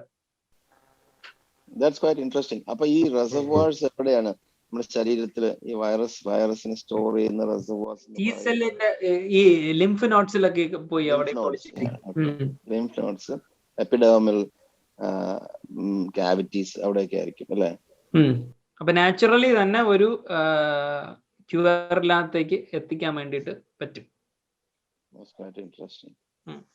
അതൊക്കെ ഒരുപാട് കാലം എടുക്കുന്ന സമയമാണ്. പിന്നെ ഈ ART ഇങ്ങനെ ഡെക്കേഡ്സോളം എടുത്തുകൊണ്ടിരിക്കുന്നത് അത്ര സുഖമുള്ള ഒരു ഏർപ്പാടല്ല. കാരണം ഒരുപാട് സൈഡ് ഇഫക്റ്റ് ഉള്ള ഒരു മരുന്ന് കൂടിയാണ് ART. പക്ഷെ ആരും ഇത് എടുത്തോണ്ടിരിക്കുന്നവർ ഒരിക്കലും അവർ നിർത്തത്തില്ല. അപ്പൊ എങ്ങനെ നിർത്തത്തില്ല? കാരണം ഇത് തിരിച്ചു വന്നാലോ അപ്പൊ ഇത് അറിയാനും പറ്റത്തില്ല ഇത് ക്യൂർ ആയോ ഇല്ലെന്ന്. എംബർ ഓഫ് ഓൾ മാലഡീസിനകത്ത് പറയുന്നുണ്ടായിരുന്നല്ലോ HIV കുറിച്ച്. ആദ്യം ഇത് ക്യാൻസർ ആണ് എന്നാണ് കരുതിയിട്ടുണ്ടായിരുന്നില്ല. ക്യാൻസർ ആണെന്നല്ല, ഗ്രിഡ് ആണ്. അത് പുള്ളി എന്റെ ഓർമ്മ ശരിയാണെന്നുണ്ടെങ്കിൽ ഈ കീമോതെറാപ്പി കണ്ടുപിടിച്ച ആളിനെ കുറിച്ചോ മറ്റോ പറയുന്നുണ്ട്. അയാളുടെ ഒരു ഹിസ്റ്ററി പറയുന്ന കൂട്ടത്തിൽ അദ്ദേഹം ഇങ്ങനെ പറഞ്ഞു പോകുന്നതാണ് ഈ ക്യാൻസറിൽ ഒരു വളരെ ഇമ്പോർട്ടൻ്റ് ആയിട്ടുള്ള ഒരു ലാൻഡ്മാർക്ക് ഉണ്ട്. അതുപോലെ HIV ഉണ്ടായിരുന്നത് പോലെ, അതായത് ഇത് ആദ്യം ഗെയ്സിൽ മാത്രമേ ഈ രോഗം ഉണ്ടായിരുന്നുള്ളൂ എന്ന് മനസ്സിലാക്കിയിരുന്ന ട്രാൻസ്ഫോം ചെയ്ത് ഇത് എല്ലാവർക്കും വരുമെന്ന് മനസ്സിലായതുപോലെ ക്യാൻസറിൽ ഒരു കാര്യം പുള്ളി പറയാൻ വേണ്ടിയിട്ട് ഉപയോഗിക്കുന്ന ഒരു കമ്പാരിസൺ ആണ്. അല്ലാതെ ക്യാൻസർ ആയിരുന്നു എന്ന് അതിനകത്ത് പറയുന്നതായിട്ട് എന്റെ ഓർമ്മയിലില്ല. ഞാൻ അത് വായിച്ചിട്ട് 6 വർഷം പറ്റുമായി. വൈറസ് തന്നെയാണോ ഈ ക്യാൻസർ ഉണ്ടാക്കുന്ന വൈറസ്? ചില റെട്രോ വൈറസുകൾക്ക് ക്യാൻസർ ഉണ്ടാക്കാൻ വേണ്ടിയിട്ടും പറ്റും. ചില ഇപ്പൊ HIV ചില ക്യാൻസർ ഉണ്ടാക്കാൻ വേണ്ടിയിട്ട് പറ്റും. HPVക്ക് ക്യാൻസർ ഉണ്ടാക്കാൻ വേണ്ടിയിട്ട് പറ്റും. നേരത്തെ പറഞ്ഞ ഹ്യൂമൻ T സെൽ ലുക്കീമിയ ഉണ്ടാക്കുന്ന വൈറസ് ഒരു റെട്രോ വൈറസ് ആണ്. അതിന് ക്യാൻസർ ഉണ്ടാക്കാൻ വേണ്ടിയിട്ട് പറ്റും. അങ്ങനെ കുറെ റെട്രോ വൈറസുകൾക്ക് ക്യാൻസർ ഉണ്ടാക്കാൻ വേണ്ടിയിട്ട് പറ്റും. ഈ പേഷ്യൻസിന്റെ ഒരു ലൈഫ് സ്പാൻ എത്രയായിരിക്കും ഇത് അഫക്റ്റഡ് പേഷ്യൻസിന്റെ ഒരു അപ്രോക്സിമേറ്റ്? വിത്ത് ട്രീറ്റ്മെന്റോ വിത്തൗട്ട് ട്രീറ്റ്മെന്റോ? വിത്ത് ട്രീറ്റ്മെന്റ്. വിത്ത് ട്രീറ്റ്മെന്റ് 25-30 വർഷത്തേക്ക് കൃത്യമായിട്ട് എടുക്കാൻ 25-30 വർഷത്തിൽ കൂടുതൽ പോകാൻ വേണ്ടിയിട്ട് പറ്റും. പിന്നെ വേറെ ഒരു സംഗതി കൂടിയുണ്ട്. ഞാൻ ഈ ഗ്രാഫ് എക്സ്പ്ലെയിൻ ചെയ്ത സമയത്ത് പറഞ്ഞായിരുന്നു, അതൊരു എക്ലിക് ഫേസ് ഉണ്ട്, അത് കഴിഞ്ഞൊരു ആക്യൂട്ട് ഫേസ് കഴിഞ്ഞിട്ട് അതിങ്ങനെ താഴെ വന്നൊരു പോയിന്റ് വന്നതിന് ശേഷം ഒരു സെറ്റ് പോയിന്റിൽ വന്നതിന് ശേഷം അത് പയ്യെ ഗ്രാജുവലി ഇൻക്രീസ് ചെയ്യാണ് ചെയ്യുന്നത് പറഞ്ഞു. അപ്പൊ ആ സെറ്റ് പോയിന്റിന് താഴേക്ക് ഒരിക്കലും അതിന്റെ വൈറൽ ലോഡ് പോവില്ല. ചില ആൾക്കാർക്ക് ഒരു വലിയ നമ്പർ ആയിരിക്കും സെറ്റ് പോയിന്റ് ആയിട്ട് വരിക, അതായത് ഒരുപാട് താഴേക്ക് ഗ്രാഫ് വരില്ല. അവരുടെ പ്രശ്നം എന്താണെന്ന് പറഞ്ഞാൽ അവർ പെട്ടെന്ന് എയ്ഡ്സിലേക്ക് പോകും. ചില ആൾക്കാർക്ക് വളരെ താഴെ ഇങ്ങ് വരാറുണ്ട്, അതെന്തുകൊണ്ടാണെന്ന് അറിയത്തില്ല, വളരെ താഴെ വരാറുണ്ട്. അവർ പയ്യെ എയ്ഡ്സിലേക്ക് പ്രോഗ്രസ് ചെയ്യുക തന്നെ ഉള്ളൂ. അവര് ART ഒക്കെ എടുക്കുകയാണെന്നുണ്ടെങ്കിൽ തന്നെ ഒരുപാട് ART സ്റ്റാർട്ടിങ് ഈ സിംറ്റംസ് ഡെവലപ്പ് ചെയ്യുമ്പോഴാണോ അതോ ടെസ്റ്റ് പോസിറ്റീവ് ആണോ? ടെസ്റ്റ് പോസിറ്റീവ് ആവുന്ന സമയത്ത് മുതലേ എടുക്കണം, അല്ലെങ്കിൽ അത് റെപ്ലിക്കേറ്റ് ചെയ്തുകൊണ്ടിരിക്കും. സിംറ്റംസ് വരിക എന്ന് പറഞ്ഞു കഴിഞ്ഞാല് ഒരുപാട് ലേറ്റ് സ്റ്റേജ് ആയിപ്പോയി എന്നാണ് അർത്ഥം. So I think we can conclude it. ഇനിയൊന്നും ഇല്ലാന്ന് തോന്നുന്നു ചോദ്യങ്ങളൊന്നും. Thank you KP. Lovely. Thank you very much.